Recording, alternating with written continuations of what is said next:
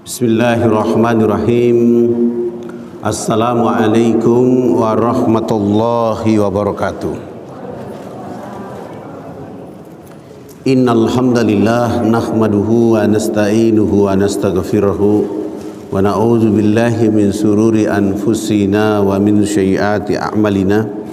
May yahdihillahu fala mudhillalah wa may yudlil fala hadiyalah. Asyhadu an la ilaha illallah wa asyhadu anna Muhammadan abduhu wa rasul. Allahumma salli wa sallim wa barik ala sayyidina wa maulana Muhammad wa ala alihi wa ashabihi ajmain.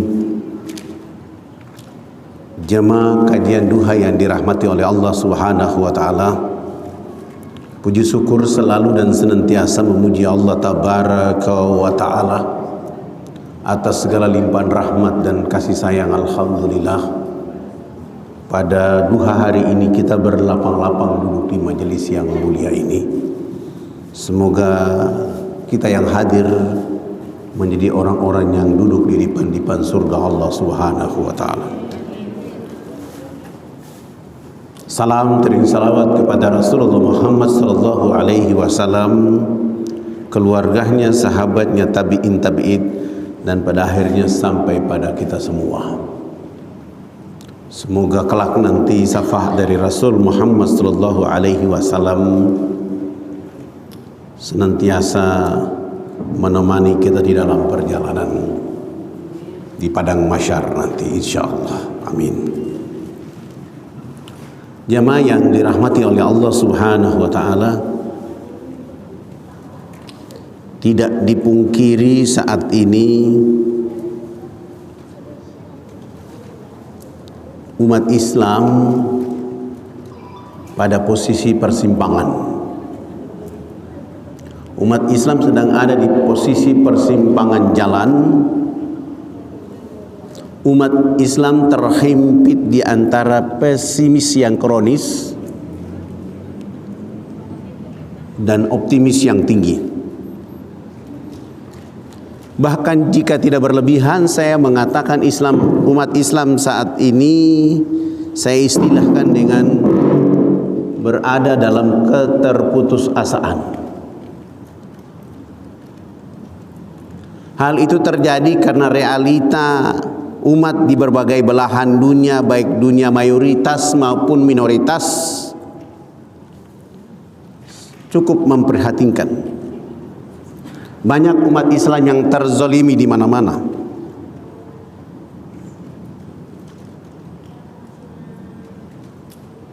Belum kita lihat ada tanda perbaikan, tanda-tanda membaik terhadap umat Islam. Kita lihat mulai dari Afghanistan, Iran, Rohingya, Suriah, Palestina, Yaman, dan hari ini di tanah air Indonesia umat Islam sedang berada pada tataran yang juga menjadi tanda tanya bagi kita semua.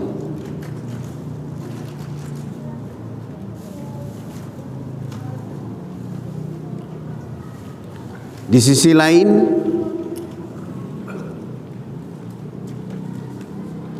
ada muncul kebangkitan-kebangkitan lain yang kita lihat seakan-akan itu menjadi kepastian kebangkitan. Dan saat ini umat Islam di seluruh dunia sedang menanti kebangkitan itu datang dari Indonesia. Oleh karena mereka berharap dengan total penduduk 225 juta itu akan terjadi kebangkitan. Ini menjadi impian umat Islam di seluruh dunia terhadap Indonesia karena kemenangan atas jumlah penduduk. Dan itu menjadi realita yang ada di masyarakat dunia.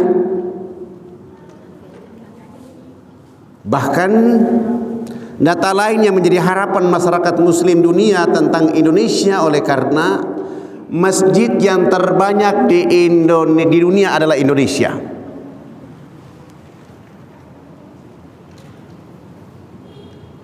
898.000 itu yang sudah tercatat, ada yang belum.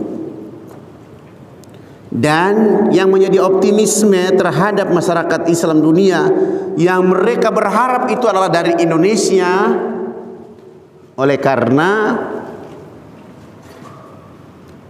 majelis taklim terbanyak di dunia itu juga ada di Indonesia.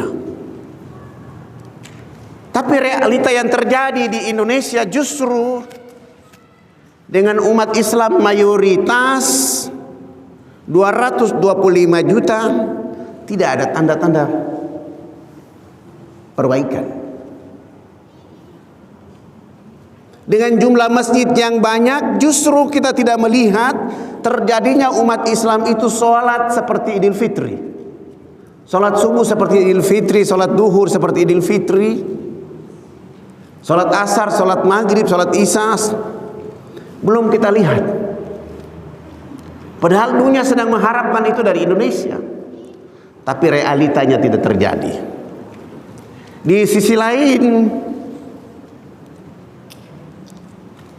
dari 225 juta umat Islam itu, dai yang tersedia untuk melayani umat Islam sangat terbatas, hanya 700.000, tidak maksimal. Belum lagi ada dai yang menjadikan dakwah menjadi lahan mencari nafkah.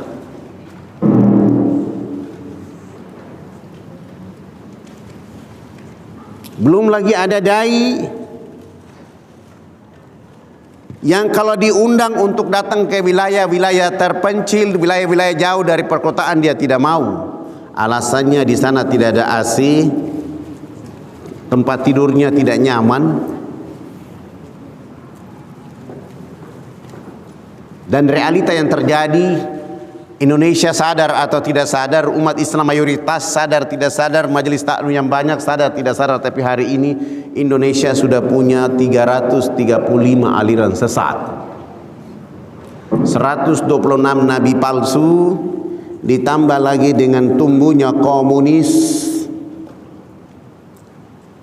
legalnya LGBT, liberalisme yang pada akhirnya akan mengganggu kebangkitan di republik ini.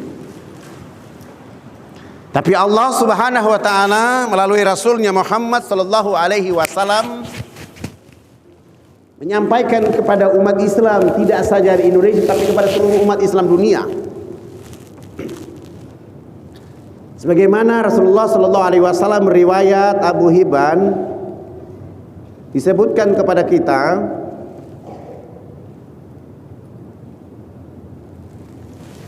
agama Islam ini akan batas siang dan malam. Allah tidak akan membiarkan rumah di kota maupun di desa, rumah yang terbuat dari kayu ataupun rumah yang terbuat dari batu, kecuali dimasuki agama ini. Karena Allah muliakan rumah itu dengan Islam. Ba'dal Islamu ghoriban. Di sisi lain Allah Subhanahu wa taala mendorong umat Islam untuk melihat kitab suci Al-Qur'anul Karim. Di sana ada informasi tentang ideologi yang paling mulia, ideologi yang paling cocok untuk menata kehidupan alam semesta adalah ideologi Islam.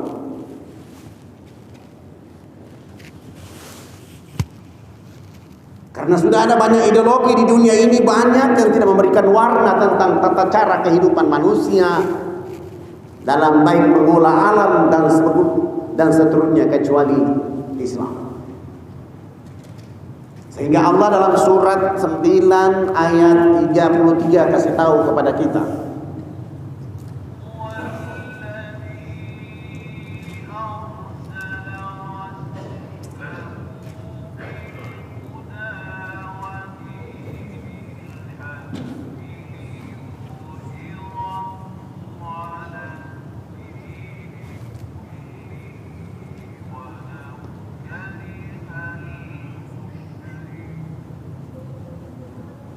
Huwallazi arsala rasulahu bil huda wa dinil haq liyudhhirahu ala dini kullihi walau karihal musyrikun.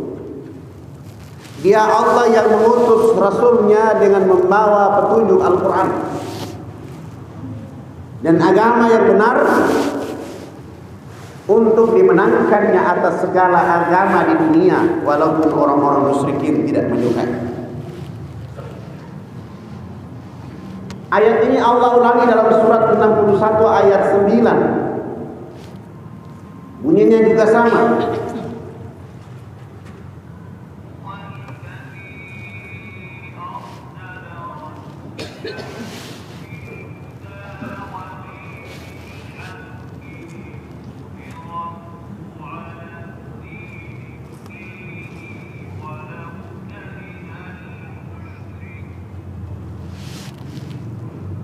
Ditambah lagi oleh Allah dalam surat 48 ayat 8.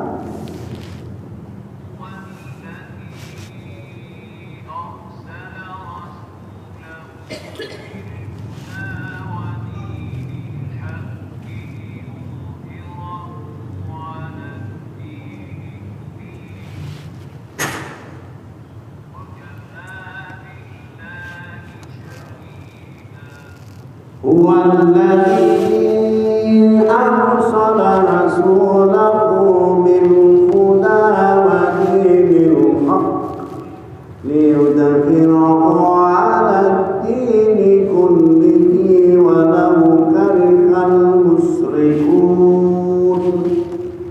Huwallazi arsala rasulahu bil huda wa dinil haqq liyudhhirahu 'ala ad-dini kullihi wa kafaa billahi shahida. Ayatnya sudah jelas, tapi umatnya yang berminat tentang ayat ini. Umat Islam sendiri masih bertanya-tanya dan berharap berpikir bahwa kebangkitan itu datang oleh karena dulu pasti dapat kebangkitan. Tidak begitu. Kebangkitan harus digerakkan oleh seluruh umat Islam yang ada di seluruh dunia. Wabil khusus orang Indonesia ini mau Islam ini bangkit, gerakan untuk membuat kebangkitan itu datang. Pertama dari rumah tangga. Kalau umat Islam sebuah rumah tangga itu yakin tentang Islam menjadi mabda pandangan hidup manusia, maka istrinya punya peran menjadi madrasah buat anak-anak suami, suami juga tampil menjadi madrasah buat anak-anak suami dan keluarga. Sementara itu tidak tercipta.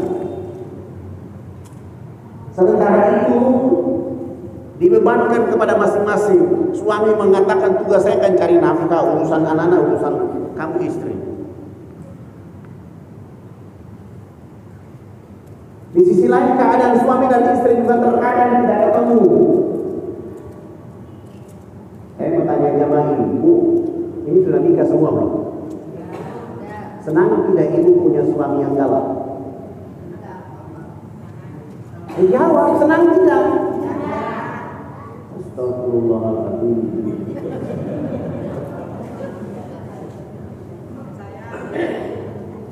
Bagaimana kalau bapak yang sudah menikah senang tidak dapat punya istri yang senang? Senang tidak?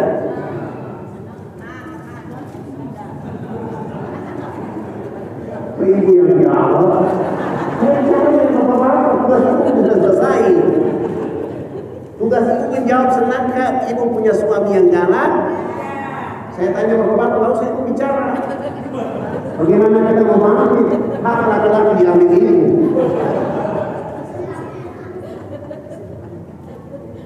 Saya tanya, senangkah bapak-bapak yang punya istri yang cerewet? Ragu, bagaimana suami kita? Kenapa ibu menjawab tidak senang? Kenapa bapak menjawab dengan keraguan? Karena tidak yakin apa yang diberikan oleh Allah kepada ibu dan bapak. Tidak mungkin yang cerewet itu masalah bagi bapak, dan tidak mungkin galak itu masalah bagi ibu. Allah udah tahu. Yang cerewet itu menjadi lahan dakwah bagi sang suami, yang galak itu lahan dakwah bagi seorang istri. Lakukan itu agar dia menjadi suami yang terbaik, orang yang ada di istri yang terbaik. Itulah kebaikan kita jamaah. Sebelum bicara perkara lain di luar keluarga harus diurus dulu rumah tangga itu. Rumah, masjid, suami tidak ke masjid, tugas istri dengan rotan mengusir suami dan anak laki-laki keluar ke masjid. Itu kebangkitan. Istri dan anak-anak sudah berbeda sholat, suami bertanggung jawab buat kebangkitan. Kebangkitan kecil ini harus dibuat dulu kalau kita bisa menjadi kebangkitan besar. Ini keluarga di Indonesia untuk mengurus suami, anak-anak laki-laki ke masjid, istri dan anak-anak untuk mi'raj dari rumah ke hadapan Allah setengah mati. Apalagi di lingkungan RT. Pernahkah bapak-bapak di sini di lingkungan masjid ini pernah menyaksikan ketua RT-nya, entah misalnya ketua RT 3, RT 4 dan RT 5 selesai sholat subuh berdiri absen warga yang masuk ke masjid? Enggak ada. Justru ketua RT yang membuat masalah di Indonesia paling banyak. Jual tanah, jual politik, hal-hal yang buruk yang dilakukan dirusak oleh ketua-ketua RT. Padahal warga itu harus dibawa ke masjid supaya menggunakan diri manusia yang ditanya narkoba, minuman keras, putih, miras, kejahatan lingkungan yang terjadi. Justru ketua RT dan politik Indonesia ini tidak pernah membawa warga itu ke masjid. Alasannya itu urusan Ustaz Astagfirullahaladzim. Bagaimana kita mau bangkit kalau lingkungan kita masjid kita tidak mampu? Sementara Allah kasih tahu bahwa Allah utus Rasulullah Muhammad dengan Al-Quran sebagai petunjuk dan mengenalkan agama ini sebagai agama yang hak atas segala agama-agama yang dunia. Sementara umat Muhammad hanya dielustasi dengan agama sekedar KTP pemilu saya ikutkan Islam, tapi amalia untuk menuju kebahagiaan yang sepi dari kedekatan kepada Allah. Di sisi lain, dengan keadaan umat Islam seperti itu, orang lain mulai memanfaatkan keadaan itu, dibuat agar mereka antara mereka terpecah.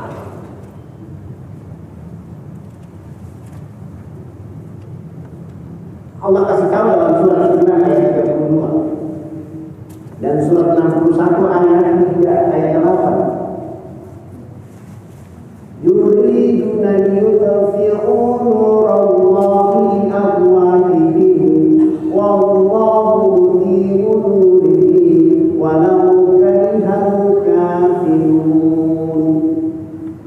Orang kafir itu berusaha untuk memadamkan cahaya agama ini dengan mulut ucapan mereka. Mulut ucapan mereka ini ditadabur dari Facebook mereka, Twitter mereka, internet mereka, WhatsApp mereka, Instagram mereka, pangkat mereka, tahta mereka, jabatan mereka, segala apa yang mereka miliki, harta mereka pakai untuk mengolahkan cahaya agama ini. Wallahu mutimmu nurihi walau karihal kafirun. Allah tidak akan berakhir.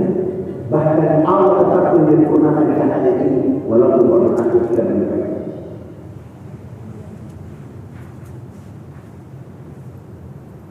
Nah, sekarang mereka cemas untuk berhadapan dengan agama Allah ini. Mereka menciptakan aliran besar untuk masuk. Ada agama yang punya dua kitab suci. Dia ada Islam, ada ayat Al-Quran, ada ayat kitab suci lain di dalamnya. Jadi kita ada. Bahkan nabinya asal orang Betawi, namanya Nabi Ahmad Butani.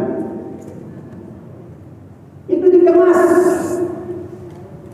untuk berusaha memadamkan cahaya agama ini. Tapi Allah mereka mau pakai apapun tidak akan pernah berhasil. Tapi ketika menjadi situasi umat Islam hari ini, di saat umat Islam Indonesia merdeka itu 90%, hari ini 87,7%. Ada 8,9 juta orang ada yang buta. yang lebih berbahaya lagi adalah mereka yang sudah punya ladang Islam tetapi dia memahami agama yang lain. Ibu bapak yang dirahmati oleh Allah, kalau sungguh orang Islam Republik ini memahami ini adalah 350 tahun kita dijajah. Ulama wajib untuk merubah keadaan. Karena ini tanah saya, ini negeri saya, ini tanah air saya. Saya harus sanggup untuk memberi hadiah kepada anak atau wanita kemudian hari agar mereka tenang beribadah kepada Allah. Alhamdulillah, tanggal 9 Ramadan 1363 Hijriah, hari Jumat 17 Agustus 1945, tanda kebangkitan yang diwujudkan dengan rahmat Allah berupa kemerdekaan. Karena sudah ada kemerdekaan untuk orang Islam di Republik ini, lihat mereka berantem terus. Sampai-sampai mereka berani menuduh pejuang bangsa yang radikalisme. Karena ini kerjaan mereka begitu. Upaya mereka begitu untuk menerangkan cahaya agama Allah. Mulai dari Islam itu Al-Qaeda. Al-Qaeda tidak sangat perdagangan dengan teroris. Teroris tidak berhasil, mereka buat di ISIS. ISIS tidak berhasil, sekarang mereka pakai namanya radikalisme. Padahal agama ini tidak pernah seperti itu. Ini hanya proyek mereka agar agama ini tidak boleh ada di dunia. Sayangnya ada orang Islam yang ikut di dalam yang untuk sponsori kejahatan negara-negara. Dia ulama, dia punya pesantren, dia ikut mengatakan Islam menjadi benteng perkataan benteng radikalis dalam. Allah sudah bilang bahwa Allah mutimmu nurihi walau karihal kafirun. Untuk itu, wahai saudara-saudara, pertanyaan jawaban seluruh penduduk bumi tidak pada siapapun. Kita harus mengambil makna perjuangan. Budi Utomo hadir di Republik ini tidak pernah mengajak petinggi-petinggi Republik ini untuk berjuang. Budi Utomo yang memanggil tukang becak yang paling jualan, bukan gerobak. Allahu Akbar, ini negeri kita, ini tanah kita, harus diamankan untuk orang tenang beribadah kepada Allah. Kenapa sudah diperdekat orang Islam seperti itu tidak punya negara? Umat Islam seperti tidak ada di Republik ini. Oleh karena mereka tidak balik bersama ayat Allah SWT. Terlalu ketakutan kita terhadap keadaan yang pada akhirnya membuat kita ketakutan. Begitu ulama ditanya kita menjadi ketakutan terhadap ini. Tidak, kita tidak akan benci siapapun. Umat Islam Republik dan dunia tidak pernah benci agama lain. Mau agama Katolik, Protestan, Konghucu, Hindu, bukan menjadi kebencian kita, tidak ada itu. Umat Islam hanya mengamalkan agamanya, tetap tenang daripada kita. Karena saudara-saudara kita beragama lain ini tugas kita untuk menyebut mereka dengan dakwah, mendapatkan hidayah.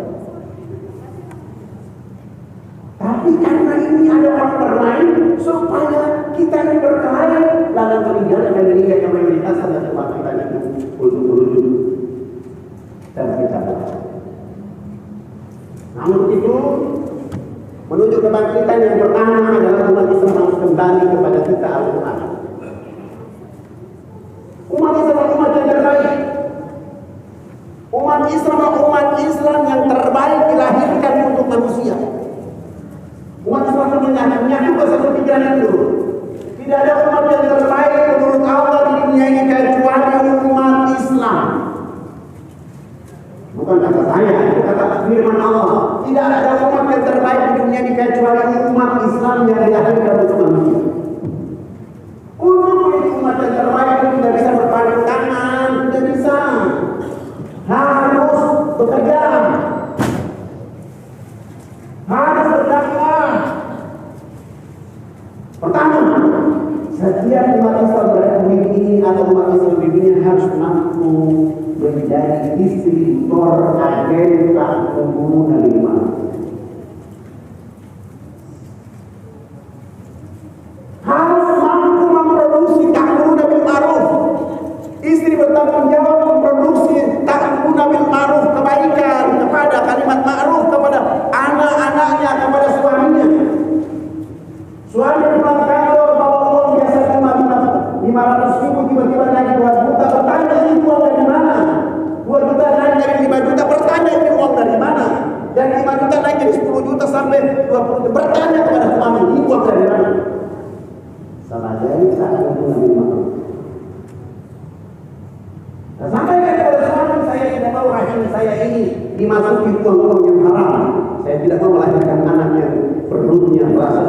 di dalam pemasukan keluarga.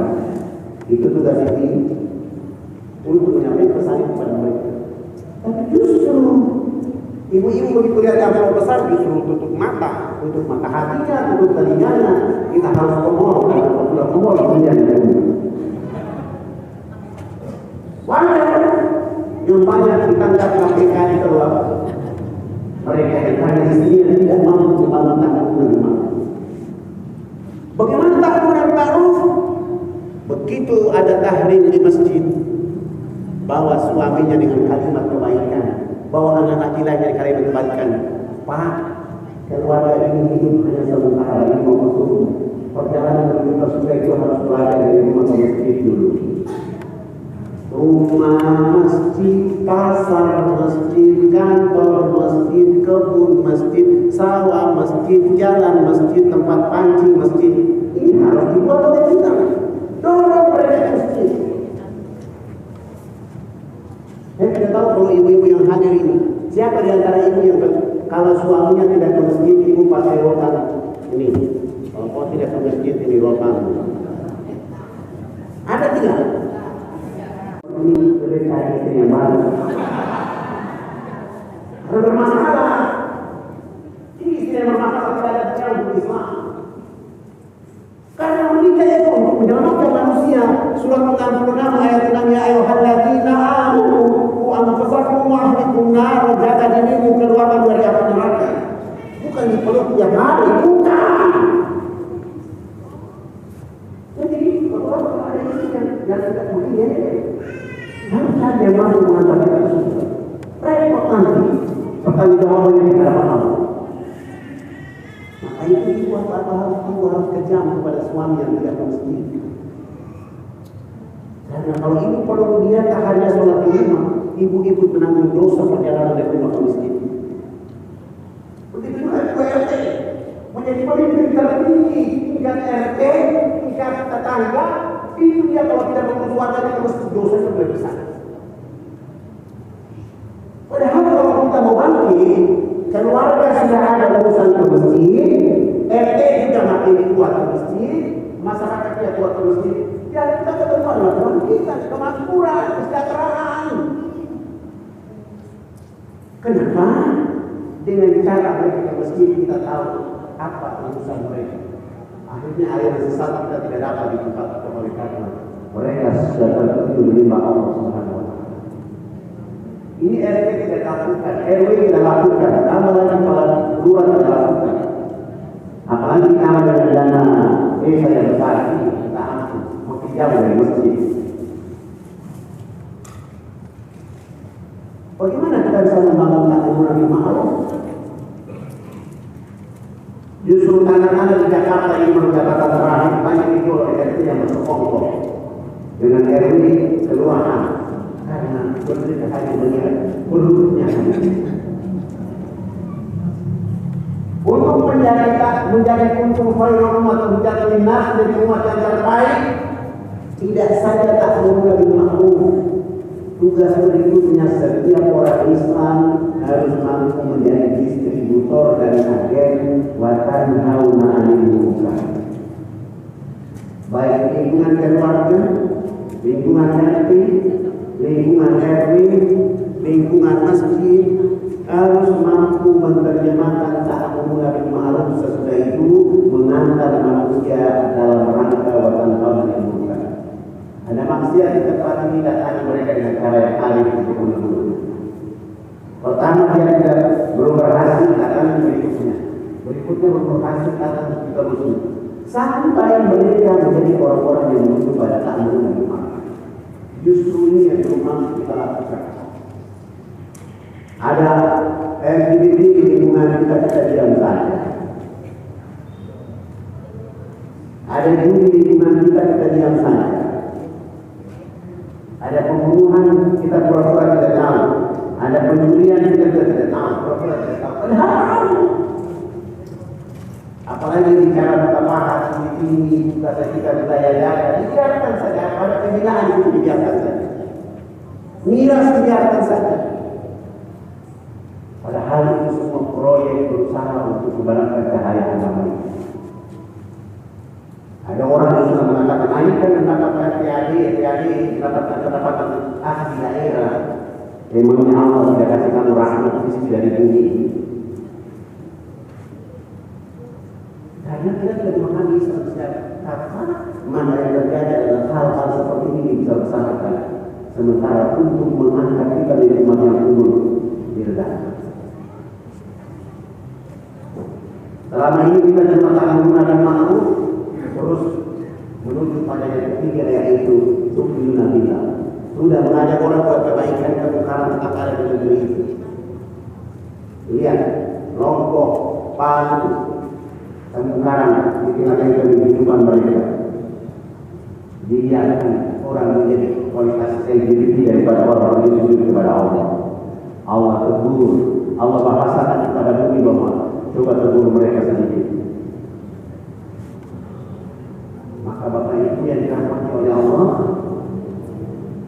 kalau kembali kita kepada kebangkitan dan kembali kepada ukuran Allah, kuntum khairu ummatin ukhrijat lin-nas ta'muruna bil ma'ruf wa tanhauna 'anil munkar wa tu'minuna billah. Itu saja tidak cukup. Umat Islam harus yakin dan percaya sepenuh hati dan perjuangannya bahwa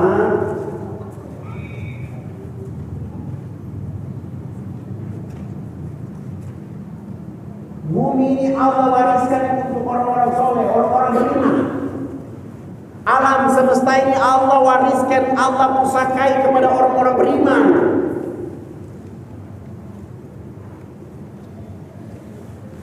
Maka harus optimis dengan keadaan ini.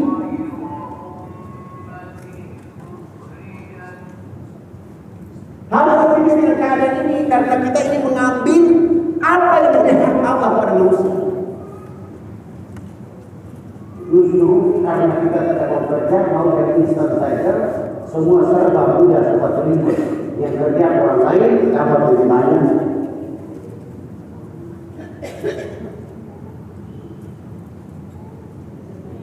Allah juga kasih tahu ketika bumi dipusakai kepada umat Islam, Allah juga kasih tahu dalam surat 55 ayat, surat 24 55.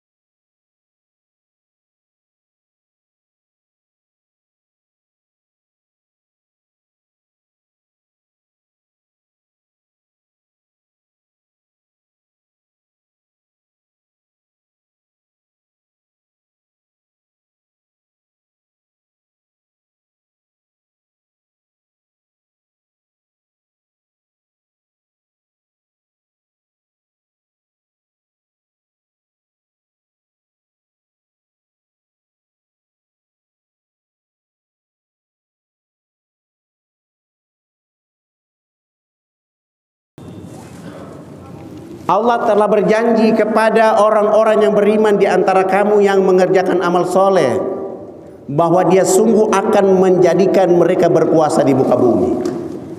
Ini bahasa kebangkitan. Allah akan kasih tahu bahwa orang-orang yang mengerjakan amal soleh, mereka akan dijadikan mereka untuk berkuasa di atas muka bumi.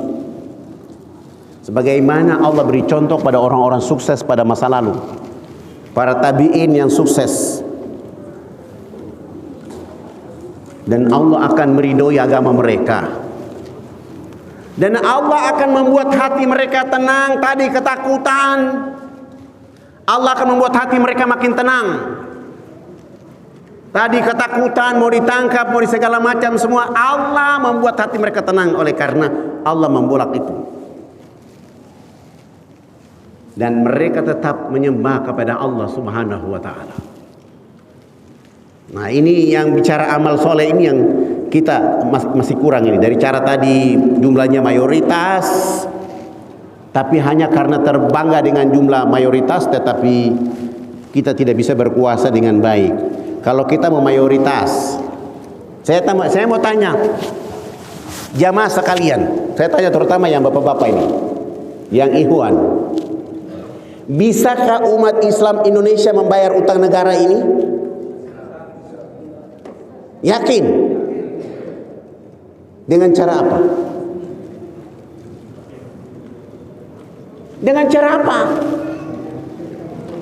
Cuma bisa doang, nggak ada gerakan. Bu, bisa nggak ibu-ibu ini umat Islam Indonesia membayar utang negara ini? Jangan pakai insya Allah dulu.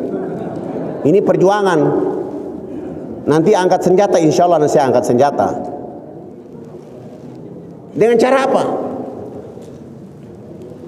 Allah sudah kasih pintu zakat, infak, sedekah, wakaf.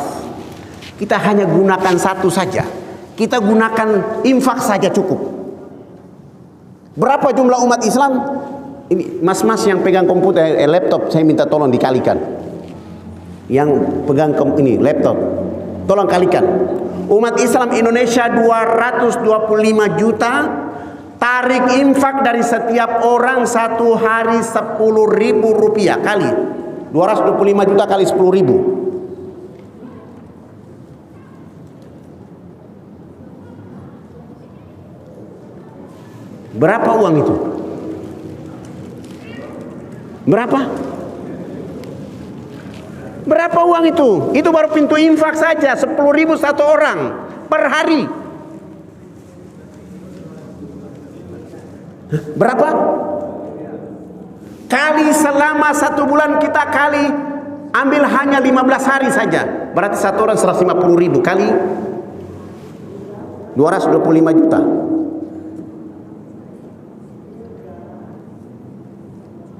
Berapa triliun yang masuk? Dalam 1 tahun kita hanya ambil 6 bulan saja. 150.000 dikali 6 bulan kali 225 juta. Dalam 5 tahun kita menarik dari umat Islam hanya 2,5 tahun. Dalam 10 tahun, 5 tahun kita menarik uang itu. Ribuan umat Islam punya uang. Pertanyaan yang muncul, siapa yang menjaga uang ini? Uang haji aja udah dibuat proyek. Nah, kalau umat Islam ini sanggup dengan cara infak, kalau belum penuh, gunakan sedekah. Sedekah belum juga, gunakan wakaf. Maka kita akan bilang kepada negara, kami akan bayar utang negara ini semuanya, tapi catatan kami punya calon presiden sendiri. Gitu baru namanya kebangkitan. Tapi catatan, harus lihat presiden yang rajin ke masjid. Bukan nanti musim pemilu baru datang pura-pura di masjid. Nah itu nggak boleh. Gak bisa. Kita butuh keteladanan. Keteladanan itu kebangkitan kita semua. Dan Allah udah kasih tahu, aku kasih bumi ini kepada orang-orang beriman. Aku pusakai alam ini kepada orang-orang soleh.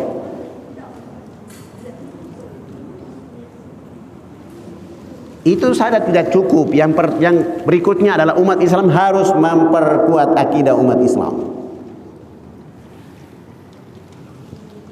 Hari ini umat Islam Indonesia akidahnya tidak kuat.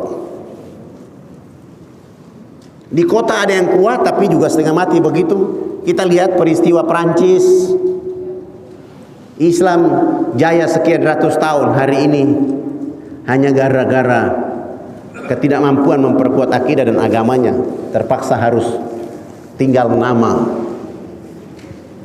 Nah, umat Islam memperkuat agama, akidah dan agamanya satu-satunya adalah mendidik anak-anak keturunannya dengan baik dan benar. Jangan menjauhkan anak-anak dari masjid. Saya belum pernah lihat di Republik ini ada ibu-ibu atau bapak-bapak atau pengurus masjid. Mohon maaf ini Ketua DKM, saya bicara begini. Belum pernah kita lihat di Indonesia ini ada pengurus masjid, orang tua, RT, RW yang mempersilahkan anak-anak kecil untuk menyembelih onta 1 ekor. Maksud saya udah paham. Mempersilakan anak-anak kecil untuk berdiri saf pertama, saf kedua, saf ketiga, saf keempat. Biarlah orang tua berdiri di saf berikutnya. Mengajari mereka untuk mampu menyembelih onta, sapi dan kambing. Mengajari mereka untuk menikmati nikmatnya saf pertama. Itu tidak ada. Jangankan anak-anak kecil, orang tua saja tidak mau berdiri di saf pertama. Karena apa? Takut disuruh baca doa, takut disuruh memperbaiki imam yang keliru bacaannya. Padahal kalau umat Islam itu harus akidahnya kuat, Islamnya baik, maka dia akan berdiri di mana saja dengan semangat hidup untuk jadi orang yang di pertama. Yang berikutnya, umat Islam harus punya kemampuan mendakwakan agama ini kepada orang lain. Karena agama ini diturunkan hanya untuk dua orang, dua kelompok manusia. Yang satu orang beriman, yang satu yang belum mendapatkan hidayah dari Allah. Coba nggak usah, ini orang bapak-bapak yang duduk di masjid ini, duduk keluar dari masjid ini jumlahnya berapa? Kira-kira ada 50, ada 30. 30 ini kalau bergerak dakwah sudah dapat 30 orang yang beriman kepada Allah. Orang kafir disentuh dengan dakwah dia akan masuk Islam, maka ditarik taruh di masjid ini jadi 60 orang. 60 orang dia dakwaikan lagi, dapat lagi masuk 120 orang. Masjid ini tidak akan mampu menampung orang beriman, oleh karena mereka semua rajin sujud kepada Allah. Tapi tidak ada itu. Realitanya tidak terjadi.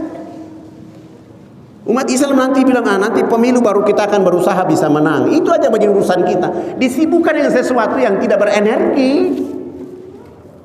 Disibukkan dengan sesuatu yang hanya terjadi pada 5 tahun baru kita dilibatkan. Bukan begitu caranya.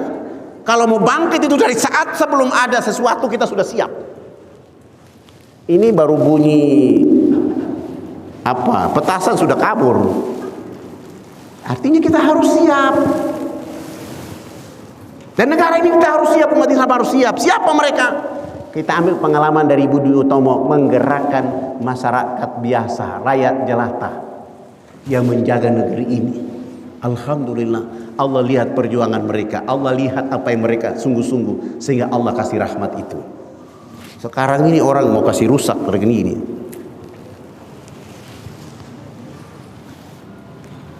Dalam surat Ibrahim Allah memberi perumpamaan orang yang punya akidah kuat itu seperti pohon yang akarnya kuat ke dalam, terus cabangnya menjulang ke langit dan menghasilkan buah-buahan yang enak. Itu umat Islam yang punya akidah yang kuat. Ditawarkan begitu menjelang pilkada atau menjelang apa semacam apa, datang orang bawa beras. Mohon maaf, saya tidak suka dengan cara beras seperti ini. Orang bawa 50.000, mohon maaf, saya tidak seperti ini cara saya. Saya akan ikut pemilu dengan jiwa hati saya, bukan dengan cara-cara begini. Tapi lihat umat Islam, justru itu menjadi keluhan dan kesempatan. Bawa beras, ini yang kita, ya begitulah keadaan. Bapak Ibu tahulah caranya. Bagaimana akidah itu menunjukkan akidah kita tidak kuat. Bermain-main dengan yang tidak disukai oleh Allah, bermain-main yang dilarang oleh Rasulullah SAW, sehingga kekuatan umat Islam tidak kuat. Kamu mayoritas, tapi tidak berguna. Kamu seperti buih di laut. Kenapa? Kamu terlalu cinta kepada dunia. Tapi orang yang sungguh-sungguh bangkit adalah mereka yang seperti orang di Badar. Jumlahnya sedikit tetapi sami'na wa ata'na kepada Allah dan Rasulnya. Kenapa? Akidah mereka kuat. Tapi ketika ada di Uhud, waktu ada di Uhud, kita karena perempuan, karena ghanimah, karena rampasan perang yang membuat kita lemah. Itu juga yang ada di negeri ini. Kita mayoritas tapi hari ini lihat kita digerogoti seperti orang yang sedang lapar, lihat mencari makan di atas meja makan. Kondisi umat Islam hari ini seperti itu.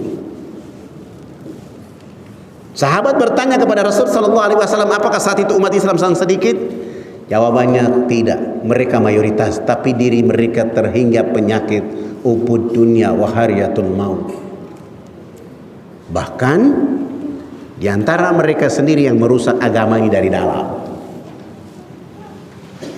Nah, padahal kita harus jaga akidah yang kuat, seperti firman Allah dalam surat Ibrahim ayat 24-25, pohon yang akarnya ke dalam bumi terus tumbuh kuat, cabang-cabangnya menjulang tinggi ke langit dan menghasilkan buah. Itulah umat Islam berkualitas. Yang kedua, selain memperkuat, kita harus juga mampu mengerahkan segala potensi kebangkitan umat Islam. Apa-apa yang kita miliki, mulai dari jiwa kita, digerakkan semuanya untuk menyongsong kebangkitan itu. Lisan kita pakai untuk menggerakkan kebangkitan. Kita mulai dari tingkat keluarga, sesudah itu RT 1 di lingkungan ini mulai menghiasi masjid ini. Kalau besok tidak ada yang masuk ke masjid sholat subuh, hari berikutnya tidak masuk ke masjid, hari ketiga tidak masuk ke masjid, wahai saudara-saudara yang sudah ke masjid, mari kita beri parsel sebanyak ukuran orang yang tidak masuk ke masjid. Selesai sholat subuh, kita datang ke warga yang tidak ke masjid, hadiahkan mereka parsel itu. Kasih tahu mereka bahwa karena sudah 3 hari tidak ke masjid, saya kira antum sakit sehingga kami antar parsel ini. Nah, dia akan malu, dia akan datang ke masjid. Tapi apa yang terjadi? Itu urusan dirimu sendiri. Musibah datang itu bukan urusan dirimu sendiri. Orang beriman dan orang yang tidak beriman semua kena. Maka tugas kita bagaimana menyelamatkan warga kita. Segala kebangkitan harus tadi dengan cara infak tadi 10.000 per hari kali 225 juta, titip di satu tempat di Baitul Mal yang tidak boleh dipakai untuk apa kecuali untuk negara, untuk kepentingan pembangunan umat Islam, siapkan uang itu. Ada orang miskin, ambil uang dikasih mereka, buat mereka. Kalau negara utangnya belum selesai, kita bayar. Cuma dengan ketentuan, bikin apa? Surat pernyataan.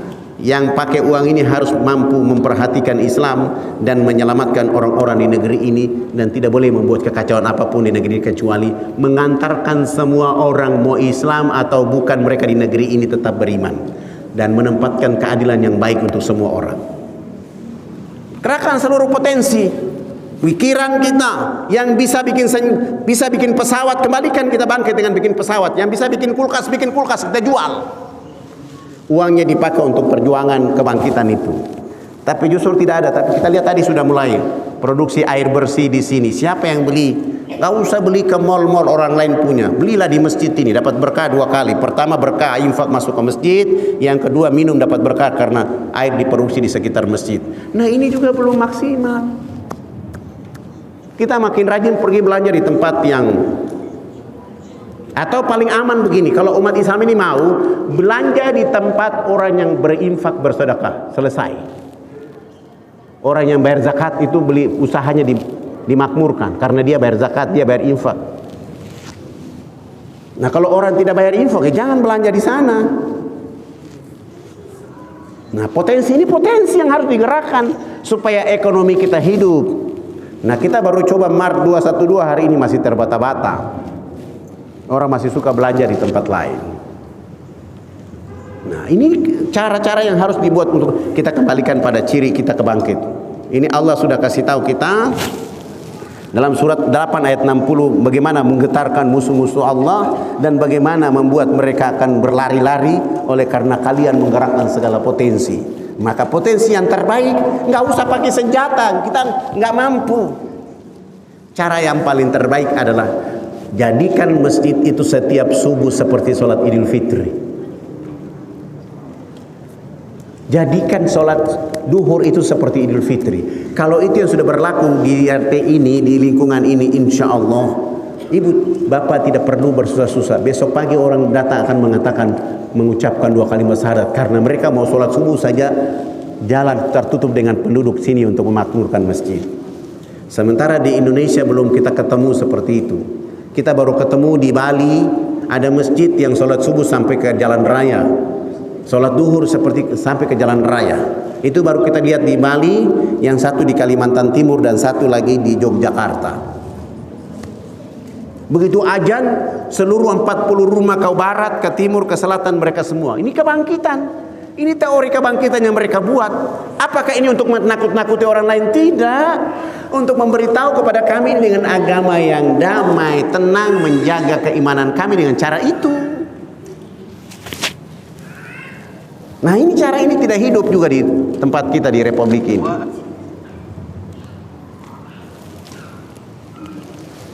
Yang berikutnya, kita masuk Islam tidak secara total, tidak menyeluruh. Untuk menuju kebangkitan kita harus masuk Islam secara kafah. Sekarang saya tanya bapak-bapak, ada perintah Allah begini, ya ayyuhalladzina amanu kutiba alaikumusiyam. Bapak-bapak puasa enggak? Puasa enggak? Kok sedikit sekali yang jawab. Puasa enggak? Ibu-ibu puasa enggak? Sekarang ada firman Allah dalam surat yang sama. Ya ayyuhalladzina amanu kutiba alaikumul qisas. Bapak-bapak laksanakan. Kenapa? Apakah ada yang lebih hebat dari Allah yang berfirman? Kita belum total dengan agama, belum masuk Islam secara apa-apa. Kita hanya mengambil yang baik saja, yang menjadi ini bagi kita tidak dapat. Orang mencuri karena kekayaan harus dipotong tangannya. Nenek-nenek tua mencuri coklat untuk membahagiakan cucunya, jangan dihukum karena dia tidak memperkaya diri. Tapi kalau orang sudah dipotong tangan dihukumkan, nggak mungkin ada kekayaan ini. Bisa saja. Dia mau mencuri, nanti saya ditangkap dipotong tangan saya lagi. Dan orang yang mencuri untuk memperkaya diri tujuannya, dia sudah dapat ampunan dari Allah. Tapi kalau dia tidak dipotong tangannya, dia masuk ke penjara sampai dia meninggal urusan yang berdosa. Dan tambah juga, kalau makin bertambah banyak orang masuk penjara keluar makin jahat. Karena mereka dalam pengalaman. Kayak dulu Allah kasih ini tidak salah buat umat Islam. Karena kita ini di Indonesia diatur oleh negara, kita juga harus minta kepada negara. Karena sumber kita sudah mulai dari dulu tidak ada, kita buat KPK, tapi kita belum berhasil, maka tingkat korupsi makin tinggi. Cobalah 1 tahun pertama yang mencuri potong tangan, pasti tidak mau. Karena mereka berkata, ini tidak jalan. Artinya kita belum tahu dalam Islam. Kita datang sholat duhur tapi subuh tidak sholat. Sholat maghrib tapi asar subuh tidak sholat. Nah, sholat tidak saja, yang maghrib tidak sholat. Nah, ini bagaimana kita bisa paham? Total dalam agama Islam itu harus begitu. Rakyat tidak penting, pasal tidak penting, rumah tidak penting. Ini hanya kalau sholat waktu rakyat di jalan. Nah, ini belum pertama kita lagi. Begitu hari sholat kita mesti di jalan. Padahal kalau kita menjadikan agama ini menjadi energi kehidupan kita di dunia, dan pasti kita akan mendapatkan kehidupan terbaik. Total kepada Islam. Yang berikutnya, mengislamkan kembali akidah kita secara tauhid dan nur. Tidak boleh dicampuri dengan hal-hal yang bersifat kesyirikan. Kalau akidah sudah kuat, janganlah kita pengaruh dengan isu. Kita hidup beragama dengan orang lain. Saya hidup dengan saudara saya agamanya Katolik, Protestan, Hindu. Iya, itu sudah faktor kehidupan di alam semesta. Tapi jangan sampai dengan pergaulan sehingga melunturkan akidah saya itu tidak boleh. Orang kafir bilang kepada Nabi Muhammad, wahai Muhammad, kami sudah siapkan seorang perempuan menjadikan istri buat engkau, dan tidak ada perempuan yang cantik kecuali perempuan ini. Yang kedua, kami sudah sepakat menjadikan seluruh harta kekayaan di tanah Arab ini untuk diberikan kepada Muhammad, dan agar Muhammad menjadi orang terkaya di tanah Arab. Yang ketiga, kami sudah sepakat Muhammad akan memanggil raja di tanah Arab. Tetapi Muhammad jangan kau bicara Islam, jangan kau berdakwah. Rasul Shallallahu Alaihi Wasallam menjawab, wahai saudara-saudaraku, walau mengambil dan bintang dengan melihat telapak tangan kanan dan tangan kiri, saya tetap bicara Islam. Saya tetap berdakwah. Dalam keadaan kecewa mereka pulang 3 hari kemudian mereka datang. Mereka bilang kepada Rasulullah, ya Muhammad, engkau sudah menolak pernyataan sikap kami kemarin. Kami setelah rapat, kami berunding, kami mengatakan bahwa 1 minggu itu ada 7 hari. Kami sudah sepakat bahwa nanti hari Senin sampai dengan hari Kamis kami bersama Muhammad di masjid. Tapi kami minta Muhammad hari Jumat sampai hari Sabtu, hari Ahad bersama kami di tempat kuil kami, gereja kami bersama kami, tempat tinggal bersama kami. Muhammad mengatakan kepada mereka, wahai saudara-saudara, aku tidak menerima apa yang kamu tidak menerima apa yang aku tidak akan pernah menerima apa yang kamu tidak akan pernah menerima apa yang untuk kamu adalah yang saya. Allah turunkan firman-Nya melengkapi jalan. Qul ya ayyuhal kafirun la a'budu ma ta'budun. Jadi Islam harus dijaga akidah. Kalau Al-Qur'annya dibaca dengan lagam yang sudah dibuat sanadnya dari negeri Saudi, dibaca Bismillahirrahmanirrahim, jangan diubah lagi pakai bahasa Jawa lah, bahasa Indian lah.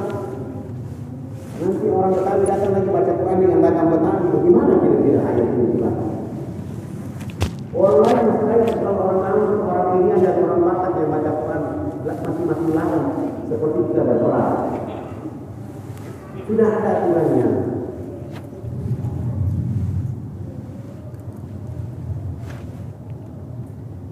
Yang berikutnya, kita harus mengislamkan seluruh ibadah yang berkenaan.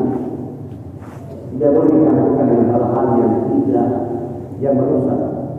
Yang ketiga, mengislamkan akhlak kita. Ini akhlaknya. Saya mau tanya sama Bapak di tempat ini. Bapak bawa mobil, motor di jalan yang benar, bawa motornya juga pelan. Tiba-tiba ada orang dari berlawanan yang balap mobil motornya dengan kencang menabrak mobil motor Bapak ini.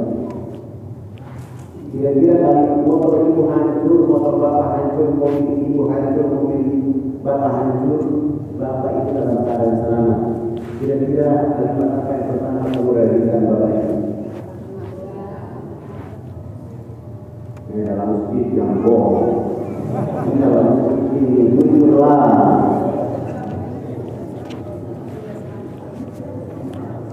Pak, kira-kira kalimat apa yang pertama kamu? Survei membuktikan. Ini diantaranya orang yang berwudu, takbir, ruku, sujud salat, baca Quran, umat Muhammad pergi haji, pergi umroh, puasa Senin, Kamis, 13, 14, 15, puasa pertengahan bulan, puasa tahun tsunami, tapi berhadapan dengan peristiwa ini dan keluar dari lisannya akhlak yang sangat yang tidak pernah diajarkan. Brengsek itu, betul kan? Dengan bohong lagi kurang ajar. Mata lo di mana? Bro. Dan ini dibawa sampai berdiri sholat. Walaupun dia sudah wudu, imam takbir dia ikut takbir. Jamaah lain sedang masuk kita dia itu Allahu Akbar. Allah Akbar. Aduh, sudah ditahan. Sementara Allah berkata,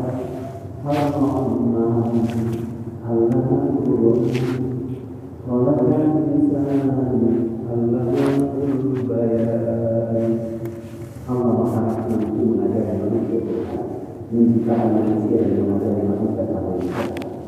Tapi tidak akhlak mereka dijaga. Mobil motor mereka dijaga ribut. Mobil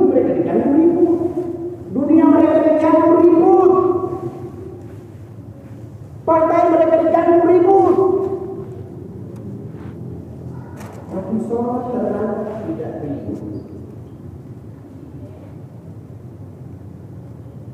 Sholat tidak tepat waktu, tidak rindu.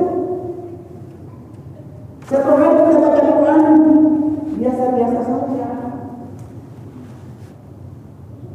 Satu hari kita sholat duha, tidak ada pengaruh bagi mereka.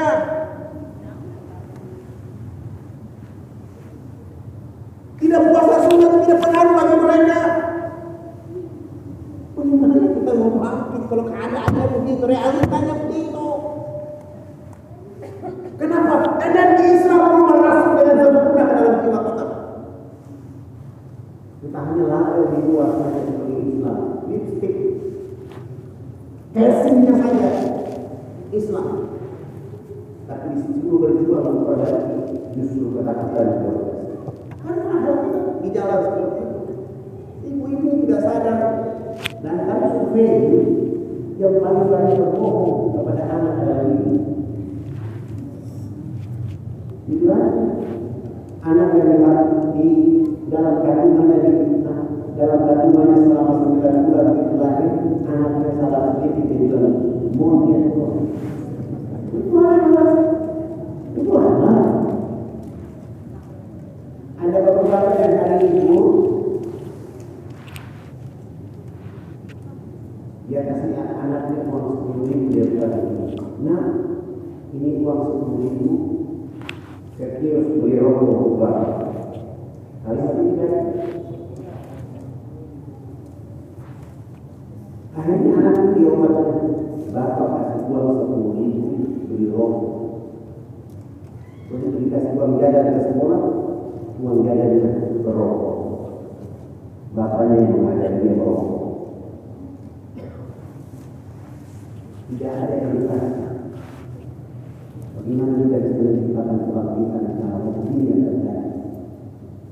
Akhlak itu. Ketemu orang, kita menyapa orang terlebih dahulu. Dan saya tahu ini anak kepada suami. Kalau dari ini bangun tidur pagi, menjelang subuh, menepuk tangan suami, assalamualaikum abangku. Ya ada. Rasulullah. Ibu juga pernah berkata, kenapa ibu balikkan suami seperti yang assalamualaikum abang? Saya lagi bersama-sama ke surga di tahap ini. Enggak ada. Informasi terakhir kita ini pakai kaki di dalam suami.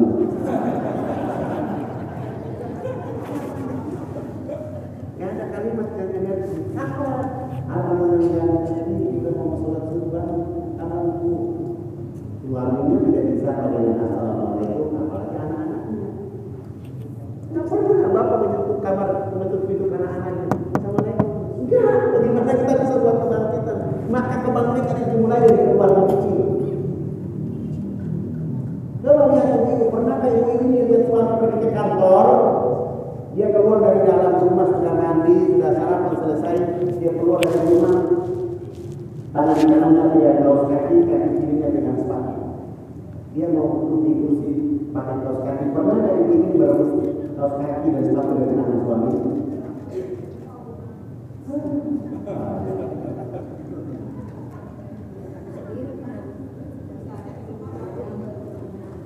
Pakaiannya sendiri.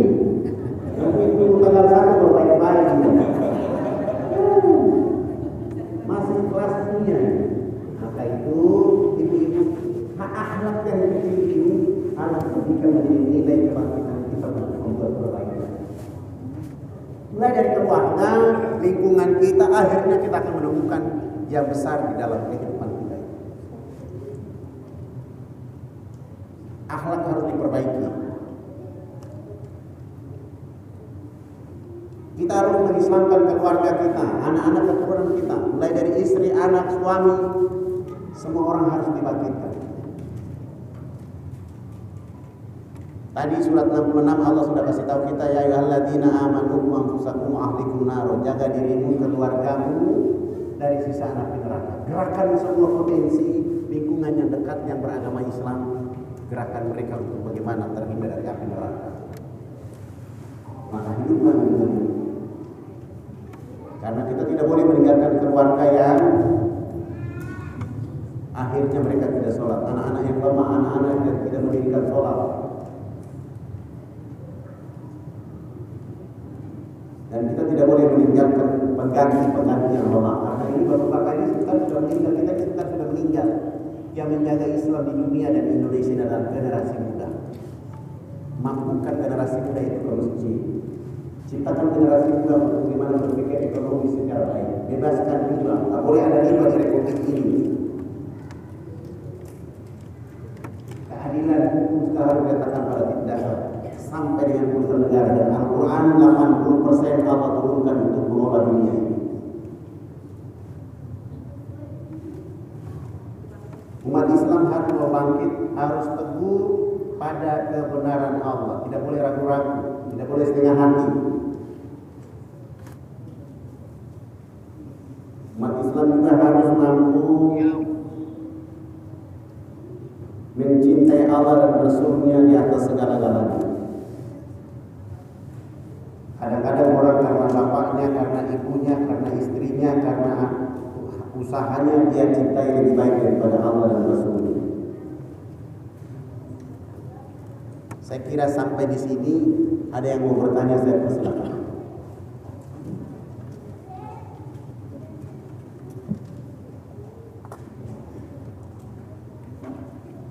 Kita mulai dari ibu-ibu dulu. Ada ibu yang mau bertanya? Silakan.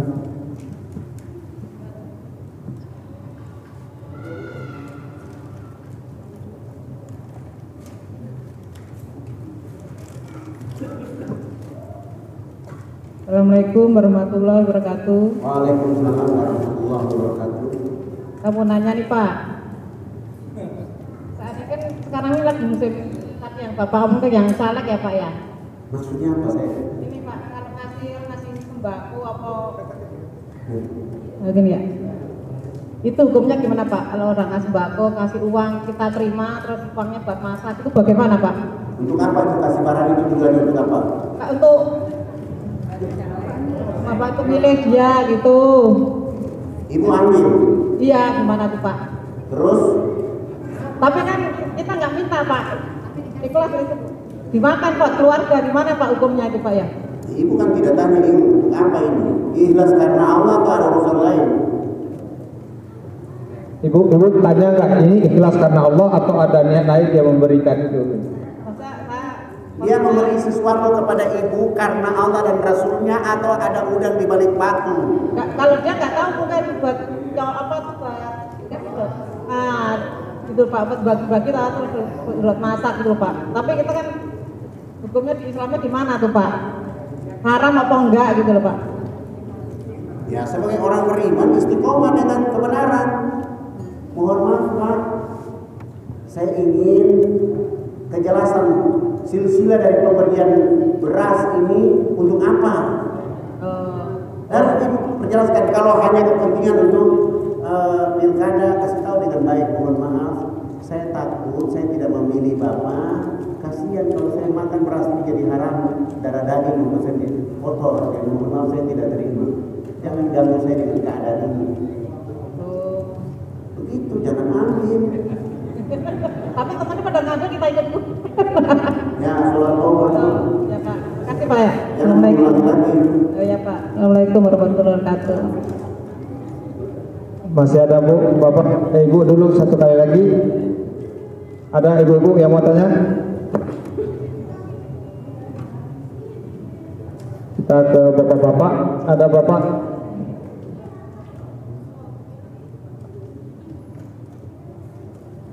Oh Bapak, sebentar Bapak.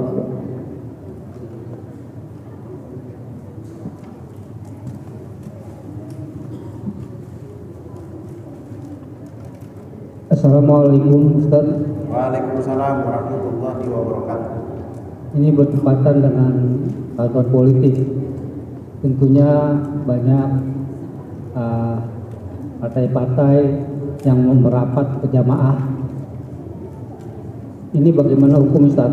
Kalau kita memilih pemimpin yang ingkar janji, pembohong, pendusta, dan menyusahkan rakyat. Tolong Ustaz, masalah hukumnya bagaimana?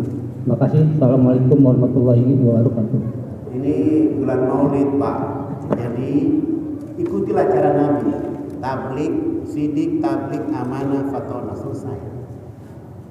Kalau ada orang yang melenceng dari situ, katakan kepada orang yang akan tawar-tawar, maaf, saya takut bertanggung di hadapan Allah. Karena di hadapan Allah tidak mungkin partai yang menolong saya. Selesai. Jangan timbang. Karena hari ini umat Islam di mana-mana di Republik ini umat Islam itu 35 rupiah. Harga umat Islam itu dihargai dengan harga 35 rupiah per men, lebih mahal dari harga umat Islam. 5 tahun datang dengan 100.000, artinya 1 tahun 40.000. 20.000 dibagi 12 bulan, itulah harga umat Islam. Umat Islam optimis, harus optimis, tidak boleh pesimis.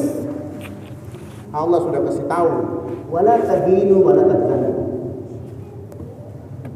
Surah 3 ayat 39. Jangan kamu lemah, jangan kamu sedih, karena kamu umat yang diangkat raja dan umat yang beriman. Tidak usah lemah. Apakah lapar menjadi halangan bagi kita untuk merusak akidah? Tidak. Rasul mengganjal perutnya dengan batu, tapi agama tetap kuat. Kita negara lapar terima sembako, terus boleh hati. Aduh, jadi ini. Akhirnya karena merasa kasihan, merasa ikhlas, mengorbankan perasaan yang ikhlas kepada Allah. Beragama ini harus ikhlas kepada Allah. وَمَا أُمِرُوا إِلَّا لِيَعْبُدُوا اللَّهَ مُخْلِصِينَ لَهُ الدِّينَ حُنَفَاءَ وَيُقِيمُوا الصَّلَاةَ وَيُؤْتُوا الزَّكَاةَ وَذَلِكَ دِينُ الْقَيِّمَةِ. Tidak aku perintahkan kalian beribadah kepadaku melainkan ketaatan hatimu. Berdiri sholat lurus karena Allah, mengeluarkan infak karena Allah, itulah orang lurus dalam agama. Ada orang datang karena dia rasa kita menjadi sahabatnya, lalu dia berikan ini infak saya, tanya ini karena apa? Ini karena persaudaraan, ya terima. Tapi kalau ada udang dibagi pingin, mohon maaf dan mati.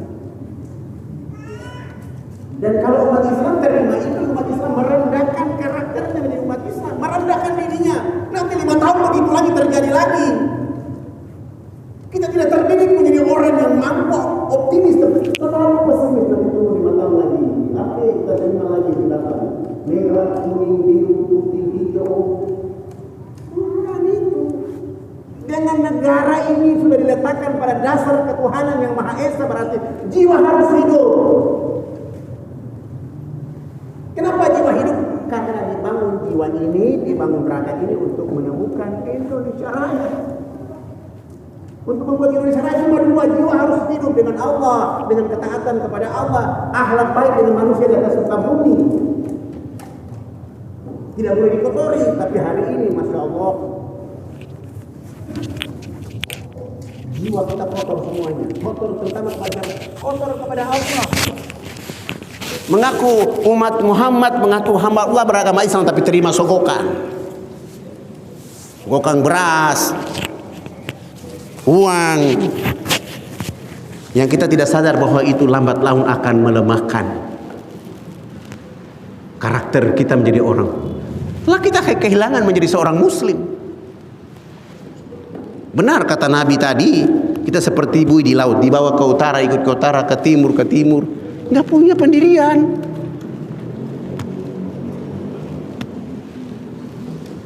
Padahal ulama pada masa lalu, subhanallah, mereka punya pendirian kuat dengan agama dan negeri ini sangat kuat.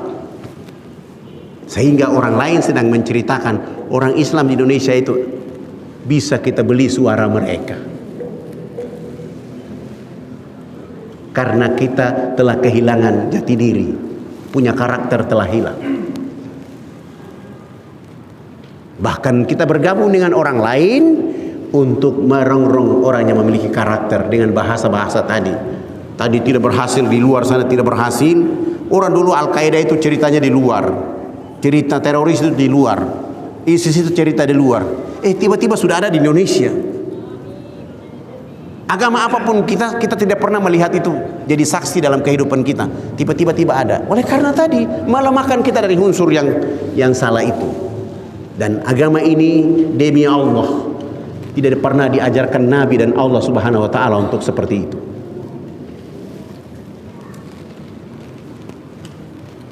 Ada yang lain?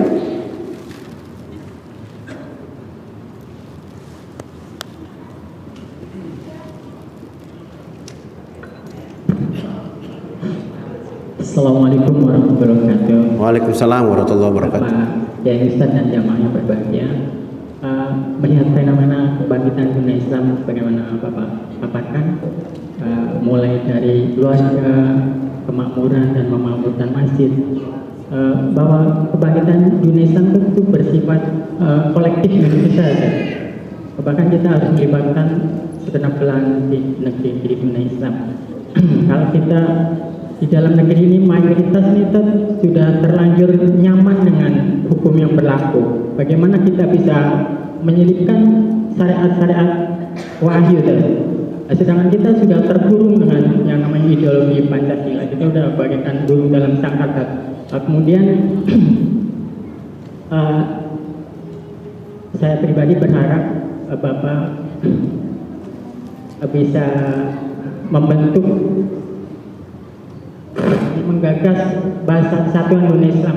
Kita tidak cukup dengan bahasa ukhuwah. Bagaimana negeri kita merdeka juga terdiri dari berbagai etnis suku bangsa, tapi kita disatukan dengan bahasa nasional. Kemudian terakhir, bagaimana Bapak mengevaluasi Piagam Jakarta yang terhapus nilai-nilai kebenaran inti di sana tadi? Hanya dipengaruhi oleh beberapa giliran, bahkan itu nasionalis.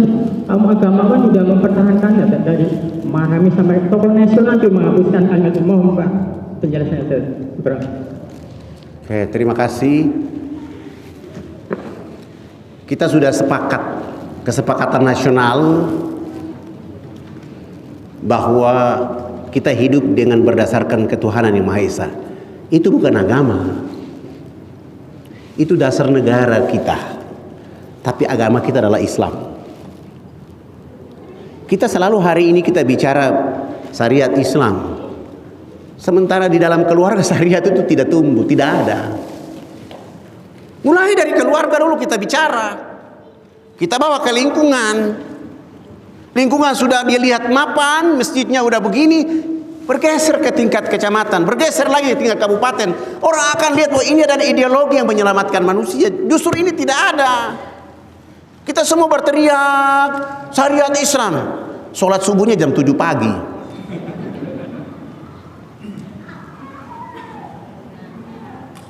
Berteriak syariat Islam. Ada aja dia sholatnya di rumah.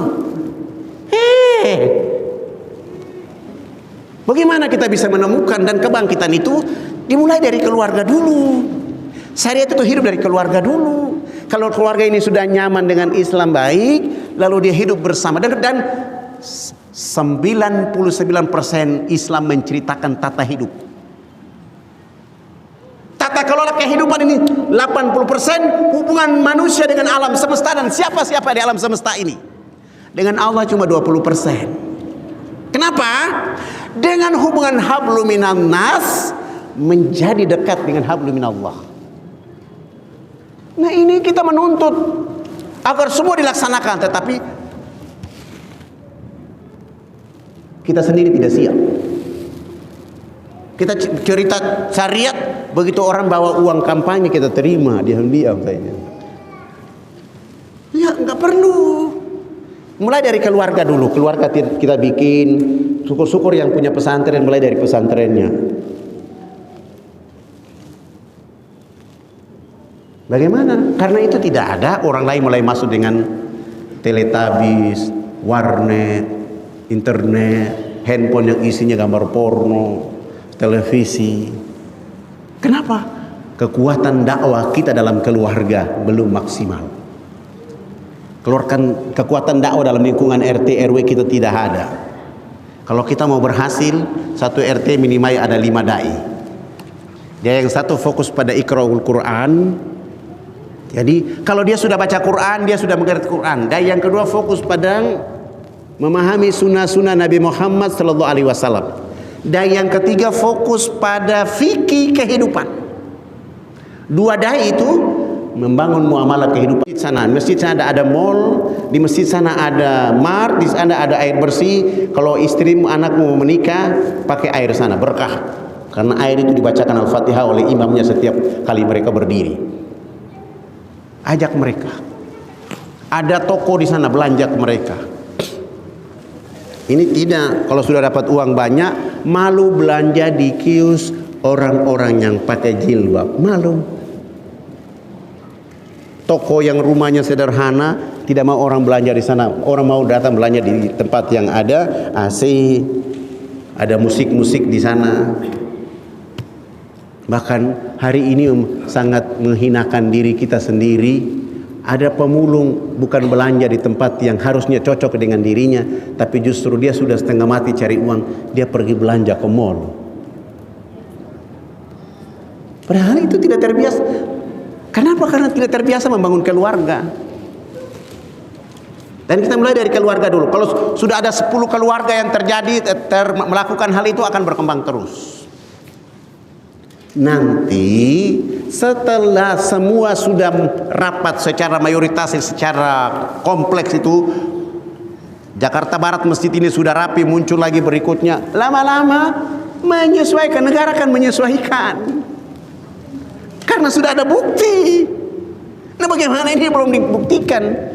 Bukti yang terjadi adalah bukti yang dicontohkan Nabi Muhammad, tapi kita belum sempat membuat kebuktian uswatun itu pada diri kita, karena hanya di lisan kita saja. Bicara satu orang, kita menuntut semua orang harus ikut, sementara kita belum siap menjadi teladan buat yang lain. Nah, ini yang jadi masalah. Dan saya kira kalau tadi keluarga sudah hidup, di lingkungan RT sudah berjalan naik sampai berikutnya, dengan catatan kualitas keimanan mereka itu ada karena Quran dan Sunnah Nabi Muhammad SAW. Praktek-praktek Nabi, implementasi yang dilakukan Nabi itu semua menjadi contoh terbaik buat kita dalam menjaga dan menuju kebangkitan berikutnya. Allah dalam Al-Quran, Allah kasih tahu dalam surat 3 ayat 41-40, Allah akan pergilirkan masa kejayaan dan kehinaan itu kepada manusia. Ketika perang Badar, perang Uhud kamu kalah, kamu luka. Tapi pada saat perang Badar, mereka juga kalah, mereka juga terluka. Artinya kalau dengan keimanan yang tinggi, dengan ketaatan yang baik, dengan akhlak yang sempurna, maka kita akan menemukan suasana baru itu. Dan ini sudah pernah ada di Indonesia dan dicontohkan oleh para ulama dan guru-guru besar kita. Sekarang karena kita terpengaruh dengan dunia teknologi, dunia informasi, kita bukan menjadikan itu menjadi momentum untuk meningkatkan keimanan, justru membuat kita menjadi berantakan, terpecah belah. Maka ayo, mari kita melalui masjid ini menggerakkan seluruh potensi untuk mengamankan keluarga, famili, kerabat, teman, sahabat, orang-orang yang kita dekati mereka karena Allah dan Rasulnya. Perkenalkan agama ini kepada mereka. Ada yang lain?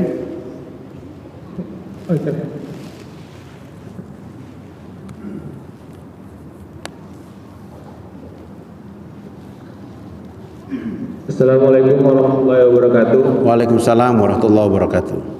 Ustaz, saya mau tanya kejadian beberapa tahun yang lalu tentang aksi bela Islam 212 dan akan ada reuninya nanti 212. Saya mau tanya, apakah peristiwa itu termasuk kebangkitan Islam politik atau justru kemunduran dalam Islam politik?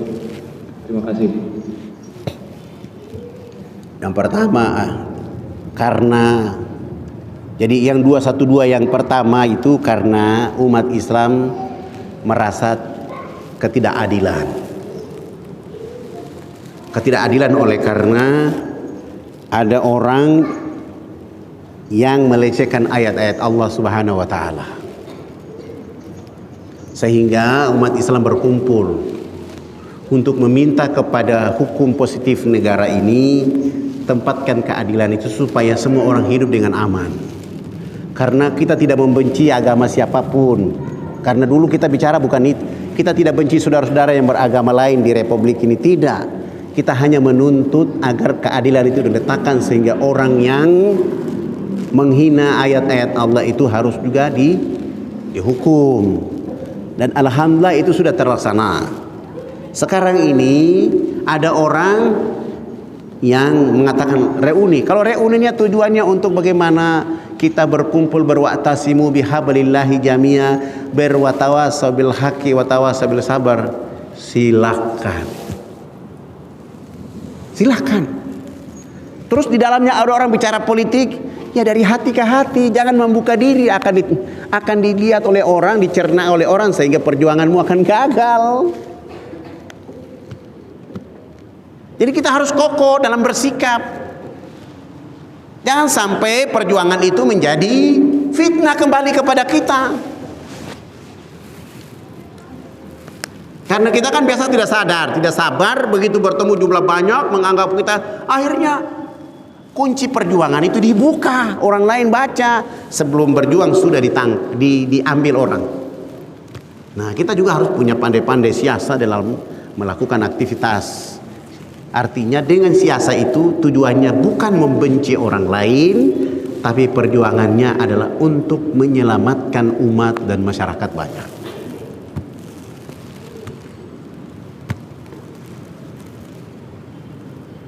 Seperti itu, Mas. Oke, silakan abang yang di belakang. Oh, masih ada dua, silakan.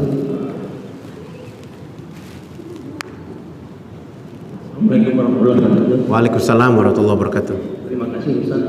Tadi saya mengenai kita harus menjadi Islam yang apa, di mana dalam hal ini dengan kondisi Indonesia saat ini kita berharap tadinya salah satu partai yang diinginkan yaitu PBB sebagai partai yang ex-Masyumi berharap, tetapi dengan berharap karena berharap kepada manusia tidaklah maksimal, di mana salah satu ketuanya menjadi pengacara dari partai yang kita berharap tidak terpilih lagi atau hashtag 2019 lah bla bla bla. Nah itu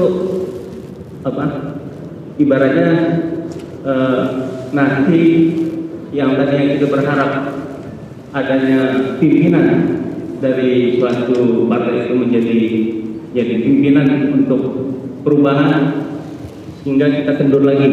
Nah, bagaimana kita untuk mensiasati ke depan supaya mungkin kan perjuangan itu tidak instan menjadi Islam yang kapal itu mungkin tidak hanya di masa kita, tetapi kita berharap di kemudian hari di anak keturunan kita Indonesia menjadi Islam yang kapal. Wabillahi taufiq wal hidayah. Assalamualaikum warahmatullahi wabarakatuh. Iya, yang pertama ya kembali kita lagi bagaimana membawa keluarga dulu. Kalau 1 juta orang Indonesia yang keluarganya punya karakter hidup dengan Islam yang baik dan hidup bersama bangsa dan negara dengan keadaan yang ketaatannya baik kepada Allah, maka akan muncul berikutnya. Nah, ini manusia nggak bisa. Tadi antum sendiri, saya selalu bilang di mana-mana, kalau kita berharap kepada ciptaan Allah pasti kecewa, marah, menyesal. Yang happy-nya adalah kita mulai dari diri kita sendiri, keluarga kita, masyarakat lingkungan yang dekat dengan kita. Toh nanti dalam perjalanan kita ketemu yang terjadi seperti itu, jadikan itu menjadi hikmah untuk kita makin meningkatkan uhuwah kita, persatuan kita. Biarlah satu yang korban, tetapi yang lain jangan sampai korban. Nah, ini yang juga belum kuat buat kita semua. Terkadang yang satu sudah korban, yang lain ikut. Bahkan ada, kita udah lihatlah, dunia ini sudah kenyataan. Dulu mereka mengagung-agungkan, sekarang mereka menjelek-jelekan. Dulu mereka menjelek-jelekan, sekarang mereka mengagung-agungkan. Sudah ada di mata kita semua. Tetapi jangan sampai kepada manusia, sebab nanti akan menyesal, kecewa dan marah. Tapi kepada Allah dan Rasulnya, aku yakin kita akan memenangkan itu. Allah tidak menyalahi janji. Kapan kita mulai? Dari sekarang. Dari siapa? Dari diri kita sendiri. Nah, ini harus kita mulai dari situ. Kalau tidak, agak repot kita. Boleh jadi hari ini bapak-bapak duduk di majelis ini mendengar, tapi besok lusa bapak-bapak ibu menjadi penentang. Boleh jadi. Hari ini dengan semangat menunjukkan kebangkitan, tapi besok lusa bapak ibu kita yang menjadi motor untuk menghancurkan kebangkitan. Boleh jadi.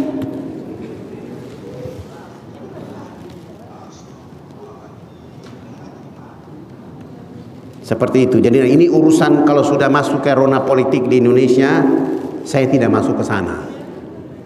Tapi saya bicara khusus bagaimana kita membawa agama ini bersama-sama dengan cara amalia amal yang sudah ditunjukkan oleh Nabi, dengan perkara-perkara sunnahnya.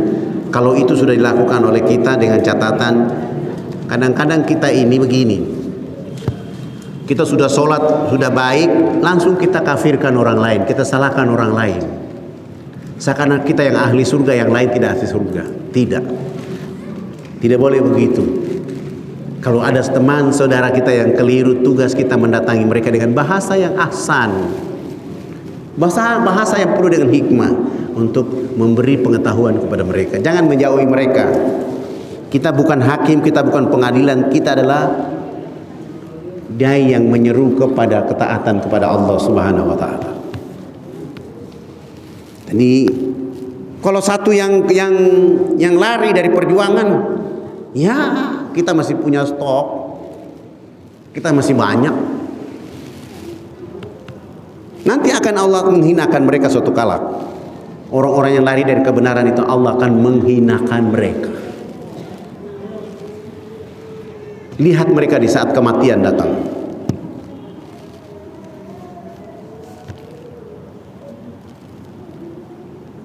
Di saat sakratul maut mereka akan terpenjara habis-habisan. Kalau hari ini mereka bermain-main dengan agama ini, hari ini mereka menginjak-injak agama ini, tidak apa-apa. Nanti pada saat sakratul maut kita mulai melihat keadaan mereka. Pasti kesombongannya telah dicabut oleh Allah dan disinakan oleh Allah Subhanahu wa taala. Ada orang yang bilang orang Yahudi boleh menikah dengan orang Islam. Begitu dibawa ke Islamic Center ditolak, dibawa ke masjid ditolak. Akhirnya dia nikahkan anaknya sendiri. Begitu meninggal dunia wajahnya terbakar, mulutnya kalau berhembusan bau yang busuk. Itu cara Allah menghinakan mereka. Ada orang yang mengatakan semua agama sama, di saat meninggal dunia terhina.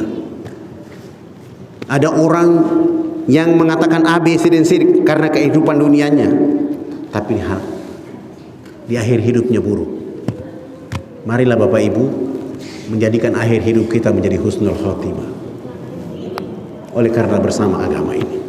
Karena hidup mulai dari Allah dan berhenti di Allah, dan tidak ada orang lain yang akan membela kita di hadapan Allah kecuali diri kita sendiri. Sehingga Allah kasih tahu kepada kita dalam surat 51 ayat 21, wa fi anfusikum afala tubasirun. Hendaklah setiap diri memperhatikan dirinya. Alhamdulillah kalau ada cemburu melihat Nabi Muhammad salat qiyamul lail, dia ikut mengikuti bagaimana sampai kakinya bengkak. Dia cemburu kan melihat Utsman bin Affan bisa menghafal Al-Quran dan menulisnya dengan rapi.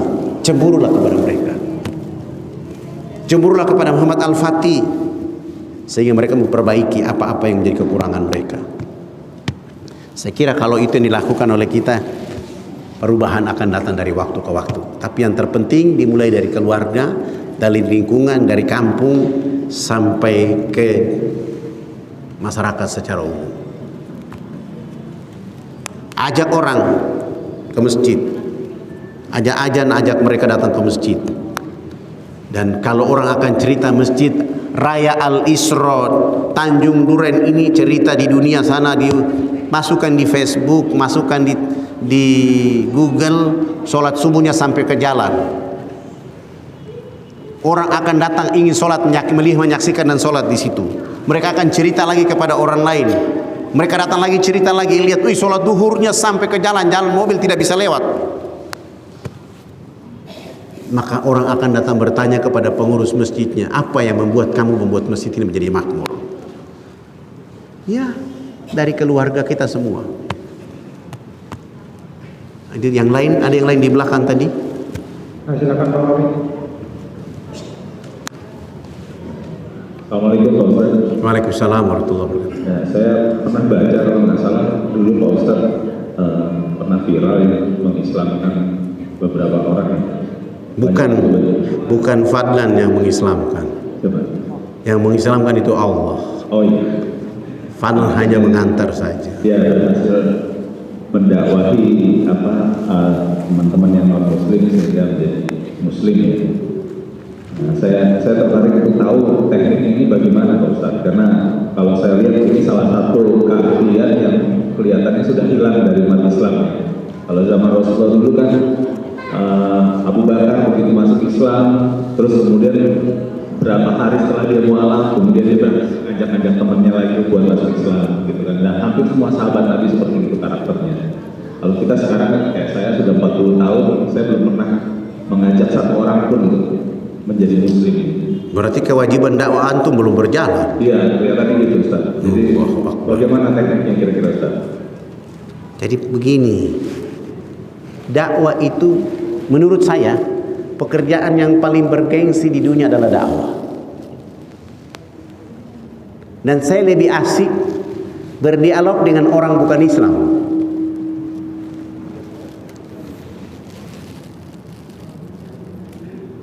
Kalau orang masuk Islam banyak itu karena hidayah Allah. Saya sendiri hari ini saya bilang, kok saya yang disebut-sebut orang? Saya itu hanya mengantar. Mengantar dari mana? Teori dari Nabi Muhammad, implementasi dari Rasulullah seperti bagaimana. Mungkin bedanya karena masa Nabi itu di daerah yang seperti jahiliyah, saya di wilayah saya lihat sesuai dengan kondisi tempat. Mungkin saya dengan cara menggunakan sabun mandi tadi bisa merubah, dan ternyata merubah. Kalau yang merubah itu bukan saya hanya mengantar saja. Allah yang memberi hidayah lalu saya bimbing. Seperti itu. Seperti sekali kasusnya begini. Saya cerita tahun 92 waktu saya ke Kanada. Kami mau sholat duhur, tidak ada masjid. Gak mungkin ada masjid di Kanada di tahun itu. Teman saya 4 orang mengatakan, sudahlah kita pulang baru nanti sholat di apartemen. Saya bilang, loh kita bisa sholat di mana saja, yang penting kita bisa minta izin. Begitu kami lewat ada gereja katedral, tidak besar, ya bisa menampung 500 orang lah. Saya bilang, sudah kita ke sana minta izin ke penjaganya, kita pakai terasnya untuk sholat duhur. Teman-teman saya 4 orang mengatakan, itu bukan gereja. Saya bilang, bukan gerejanya, tempatnya yang kita mau pakai hati kita yang kepada Allah. Akhirnya mereka ikut saya, kami ke sana, saya lapor, kami lihat terasnya itu, lalu kami sebelum sholat kami istinja dulu, siram air, diistinja bersih, taruh arah kiblat, 1 orang jadi imam, kami 4 orang jadi makmum. Begitu kami berdiri sholat, penjaganya menangis di belakang kami. Dia menangis. Tapi begitu kami salam ke kanan, dia cepat-cepat membersihkan air matanya. Setelah itu kami berdoa selesai. Kami 5 orang ini bawa rantang isinya makanan. Jadi kami tidak mau makan di luar kecuali rantangan itu. Itu rantang kami buka, berlima makan 1 rantang, dia menangis makin kencang di situ. Akhirnya saya malu, saya bilang, mohon maaf kalau kami datang ke sini mengganggu Anda sampai Anda menangis. Dia bilang, tidak. kalian sedang mengajarkan saya tentang tata kehidupan. Tapi kehidupan bagaimana? Saya belum pernah dalam hidup saya melihat orang sholat dipimpin oleh satu orang dalam keadaan damai. Dan saya sudah berumah tangga selama 20 tahun, saya belum pernah makan bersama istri dan anak saya satu piring. Hari ini kalian menjadi guru buat saya. Boleh saya minta telepon? Kami kasih telepon. Selama 1 pekan dia tidak bisa tidur, membayangkan situasi yang terjadi saat itu. Dia telepon, boleh kita ketemu? Oke, bertemu. Diskusi 2 minggu, 3 minggu, masuk 1 bulan, dia mengatakan, hati saya sudah bulat mengucapkan 2 kalimat syahadat. Begitu dia mengucapkan 2 kalimat syahadat, usahanya makin maju, dan dia mulai kumpul kami semua, dan dia bilang, ini dulu kakek saya yang punya. Kakek saya punya anak cuma satu-satu, bapak saya. Bapak saya juga sudah merawat bertahun-tahun, meninggal, dia serahkan kepada saya. Saya selama saya rawat ini tempat, tidak ada orang yang datang. Saya sendiri saja. Nah sekarang saya sudah masuk Islam. Bagaimana kalau kita rubah dia dari tempat Islamic Center? Hari ini saya tidak bisa ke Kanada lagi. Jadi sederhana aja, jangan bicara ayat dulu. Begitu juga waktu saya di Irian berdakwah juga begitu, sampai hari ini. Di semua tempat kalau saya ketemu hal itu berbeda, saya harus sampaikan pesan ini. Kasus dulu kayak saya ke Guangzhou, Cina, bicara Islam di pedalaman Cina, naik pesawat, berdakwah di atas pesawat. Ketika belum terbang, saya dengan teman saya dari Malaysia namanya Abdul Muttalib, kami makan di restoran di airport. Begitu makan, karena yang bayar makan adalah dia, ya Ustadz Abdul Muttalib. Kami duduk makan, terus saya bilang begini, Ustadz, kenapa kita tidak pernah berdakwah di atas pesawat? Apa kata dia? Ente ini gila. Lo antum bilang anak gila? Ya ente gila lah. Bagaimana bisa berdakwah di atas pesawat itu orang kafir semua? Lah antum keliru. Orang kafir itu hamba Allah yang belum didakwai. Kita harus dakwah mereka. Udara itu punya Allah. Kalau tidak ada dakwah kita bisa mati jahiliyah. Apa kata dia? Ini makan atau bicara dakwah? Ini urusannya makan. Anda bicara dakwah di sini. Saya malu hati karena dia yang bayar, saya diam saja. Habis makan, minum, ada pengumuman penumpang Singapura Guangzhou silakan naik ke pesawat. Saya tanya dia, abang Ustadz seat nomor berapa? Dia beli seat nomor 23E. Saya alhamdulillah karena dari Batam, teman-teman Batam beli tiket terlebih dahulu dan dapat seat paling depan 5E. Begitu kami masuk, saya duduk, tidak lama kemudian penumpang berikutnya 5F, laki-laki, duduk di samping saya laki-laki. Saya duduk tenang-tenang, tidak lama kemudian penumpang berikutnya juga 5D, laki-laki. Aman, saya laki-laki semuanya. Abdul Muttalib menuju seat 23E, yang duduk di 23F perempuan Cina, tidak pakai jilbab karena masih Konghucu. Setelah dia duduk, datang perempuan Rusia yang bernama Katerina, berpakaian kayak baru naik dari kolam renang. Duduk di seat 23D, sementara 23E berpakaian kayak turun dari surga. Antara baju Abdul Muttalib dengan Katerina bertentangan. Begitu pesawat bergeser dari terminal menuju landasan, Abdul Muttalib mulai menangis. Begitu pesawat take off, titik keseimbangan, Abdul Muttalib mulai menangis. Yang bertanya ke dia bukan perempuan China, tapi yang bertanya perempuan Rusia. Apakah Tuhan sakit? Abdul Muttalib menangis lebih keras lagi. Ketika dia menangis lebih keras lagi, datang pramugari dan pramugara periksa dia, bawa dokter periksa, ternyata dia tidak sakit, dan Abdul Muttalib makin meraung-raung menangis. Saya dengar suara itu, saya ke belakang, saya bilang ada apa di belakang? Saya lihat begini, yang menangis adalah sahabat saya yang tadi marah-marah gara dakwah di ruang makan.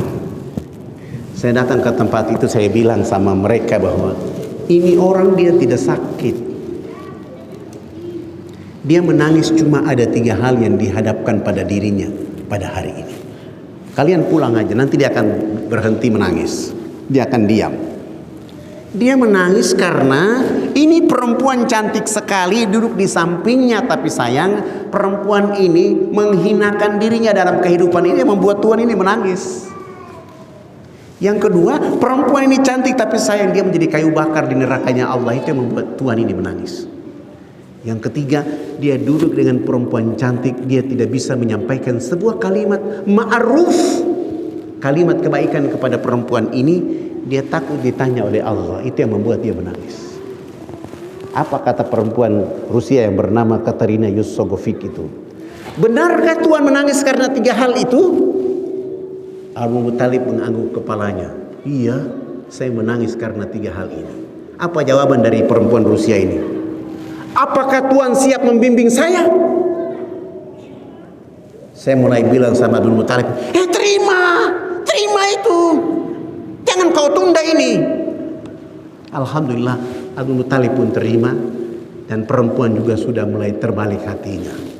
Begitu kami tiba di Guangzhou, mendarat saya langsung ambil handphone, SMS, tolong bawa busana muslimah karena ada satu perempuan Rusia insya Allah mau Islam. Turun kami tutup auratnya, bawa ke lokasi acara. Dia mengucapkan 2 kalimat syahadat. Sesudah itu acara berikut adalah akad nikah antara Abdul Muthalib dengan perempuan ini. Hari ini namanya Khadijah, yang kalau ibu bapak lihat di CNN, dia selalu bicara pentingnya jilbab bagi kehidupan, dan dia salah satu pengurus majelis taklim di Masjid Biru di Moskow. Mereka hidup dengan dakwah. Saya pernah dialog dengan ada saudara saya, dia Protestan. Dia bilang begini, saya akan lapor orang Islam karena melanggar hak asasi manusia. Saya bilang, dari mana abang bilang begitu? Habis kalau orang Islam bawa sendal bagus, begitu dia pulang Jumat sendalnya hilang, itu melanggar hak asasi manusia. Abang salah. Orang Islam kalau ke masjid sendal hilang, alhamdulillah. Kenapa alhamdulillah? Sendal yang hilang itu akan menjadi saksi di surga bahwa dia pernah ke masjid. Ini orang Islam begitu. Jadi bukan melanggar hak asasi manusia. Suatu saat dia ajak saya, kami 2 diskusi. Dia bilang begini, Pak Ustadz, saya sekarang mau ajak Ustadz makan di restoran. Saya bilang, saya tidak mau. Kenapa Ustadz tidak mau? Ya saya tidak mau karena saya dapat kabar antum baru habis jual babi, pasti itu uang babi, saya tidak mau. Kalau mau saya yang bayar, saya traktir. Padahal saya juga tidak punya uang. Yang penting sampai ke restoran saya mulai SMS santri-santri saya yang sudah kerja, hei tolong bawa uang, saya lagi dialog di restoran. Alhamdulillah ada bawa uang sampai 2.700.000 tadi. Kami lagi duduk, pesan tulis daftar menu selesai, pelayan lagi pergi, di meja makan ada pisang Ambon. Nah, saudara saya ini dia ambil pisang, lalu dia kupas. Begitu dia kupas pisang, lalu dia kasih masuk pisang di mulutnya, saya pegang tangannya. Kenapa kau makan pisang pakai kupas? Orang kaya abang ini makan pisang dengan kulit, nanas dengan kulit, pepaya dengan kulit, rambutan dengan kulit. Loh Ustadz, kita bicara kebersihan kok Ustadz bicara begitu? Hei, yang bicara kebersihan itu saya. Anda sudah sunat belum? Belum. Ya udah makan dengan kulit. Yang sunat saya. Maka saya makan pisang dikupas, pepaya dikupas, nanas dikupas karena saya sudah dikupas. Antum belum, makan dengan kulit-kulit semuanya. Alhamdulillah dia pun mengucapkan 2 kalimat syahadat. Jadi apa saja yang menjadi pikiran dalam dakwah sampaikan. Insya Allah Allah berkahi antum dalam dakwah. Dan itu teori saya begitu tiba langsung jadi kayak ada ilmu tiba-tiba kita olah jadi da'a. Jadi tinggal tunggu mengemasi tidak, dia akan datang. Yang penting antum mau tidak. Begitu. Sehingga banyak orang yang saudara-saudara kita itu sudah tidak mau lagi dekat-dekat dengan saya. Karena selalu ketemu ujungnya syahadat. Nah, tapi saya terus rajin bersilaturahmi dengan mereka, berkawan, karena bukan membangun kebencian.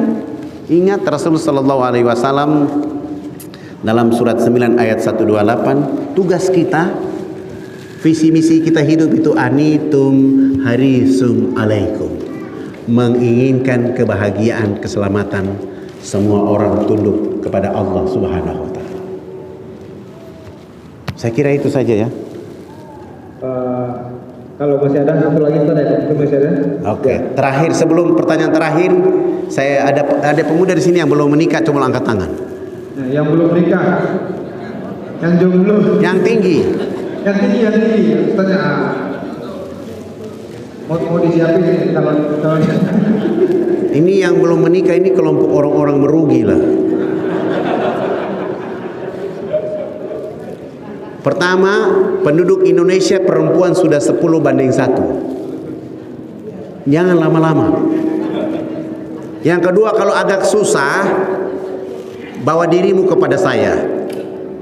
Saya akan nikahkan dengan anak kepala suku di Irian.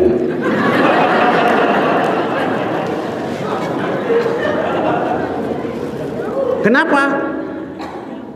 Pertama, Irian masih luas. Yang kedua, dengan pikiranmu antum mengolah potensi alam di sana jadi kebaikan buat orang lain. Yang ketiga, antum hadir menjadi dai di lingkungan itu. Yang keempat, antum menjadi mentor NKRI harga mati. Sehingga antum pulang pergi Jakarta Irian tiap hari. Kenapa? Enjoy dengan yang hitam, tapi datang ke sini menikah lagi tidak apa-apa. Begitu juga ibu-ibu.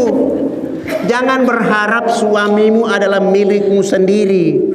Nggak boleh. Suami itu milik Allah, dirimu pun milik Allah. Jadi kalau Allah menjodohkan dia dengan wanita berikutnya,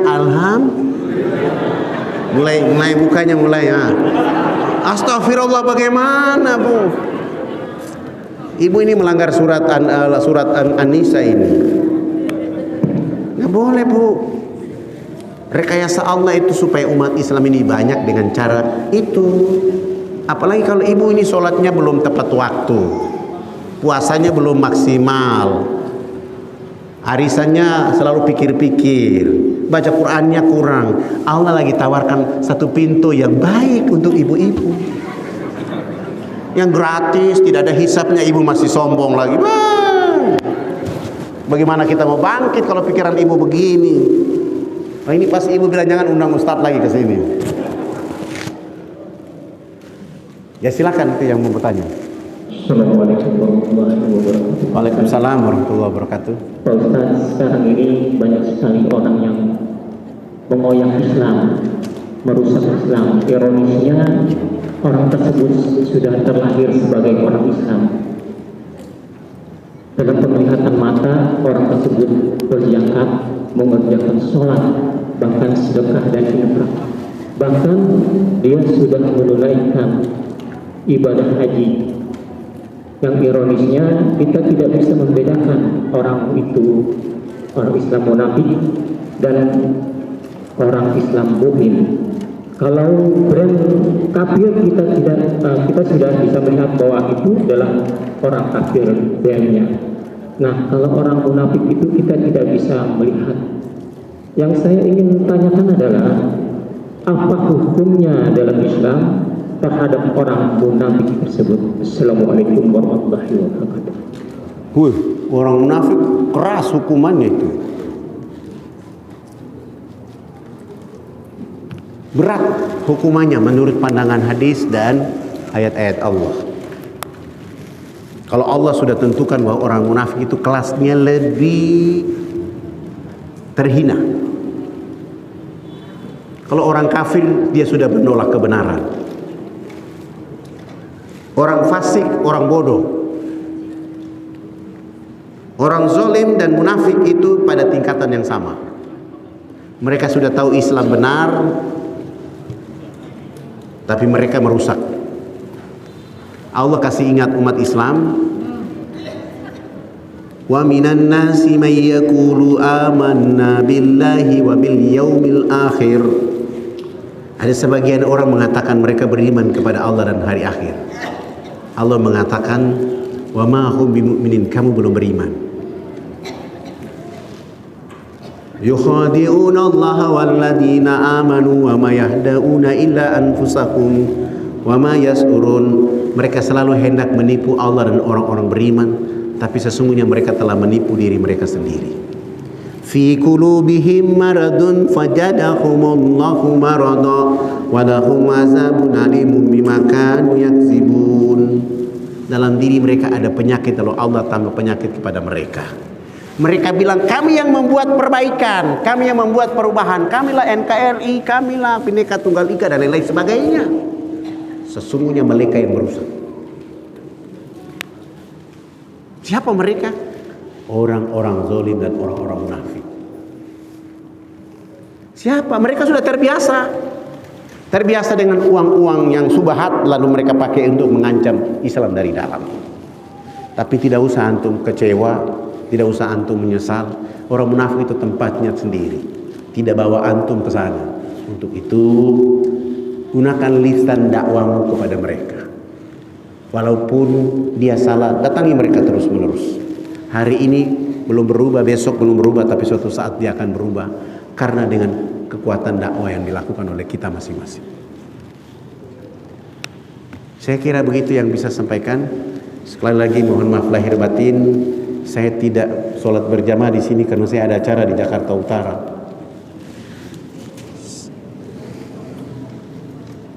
Saya harus meninggalkan tempat ini. Demikian, mohon maaf lahir batin. Subhanallah bihamdika asyhadu la ilaha illa anta astaghfiruka wa atubu ilaik. Wassalamualaikum warahmatullahi wabarakatuh.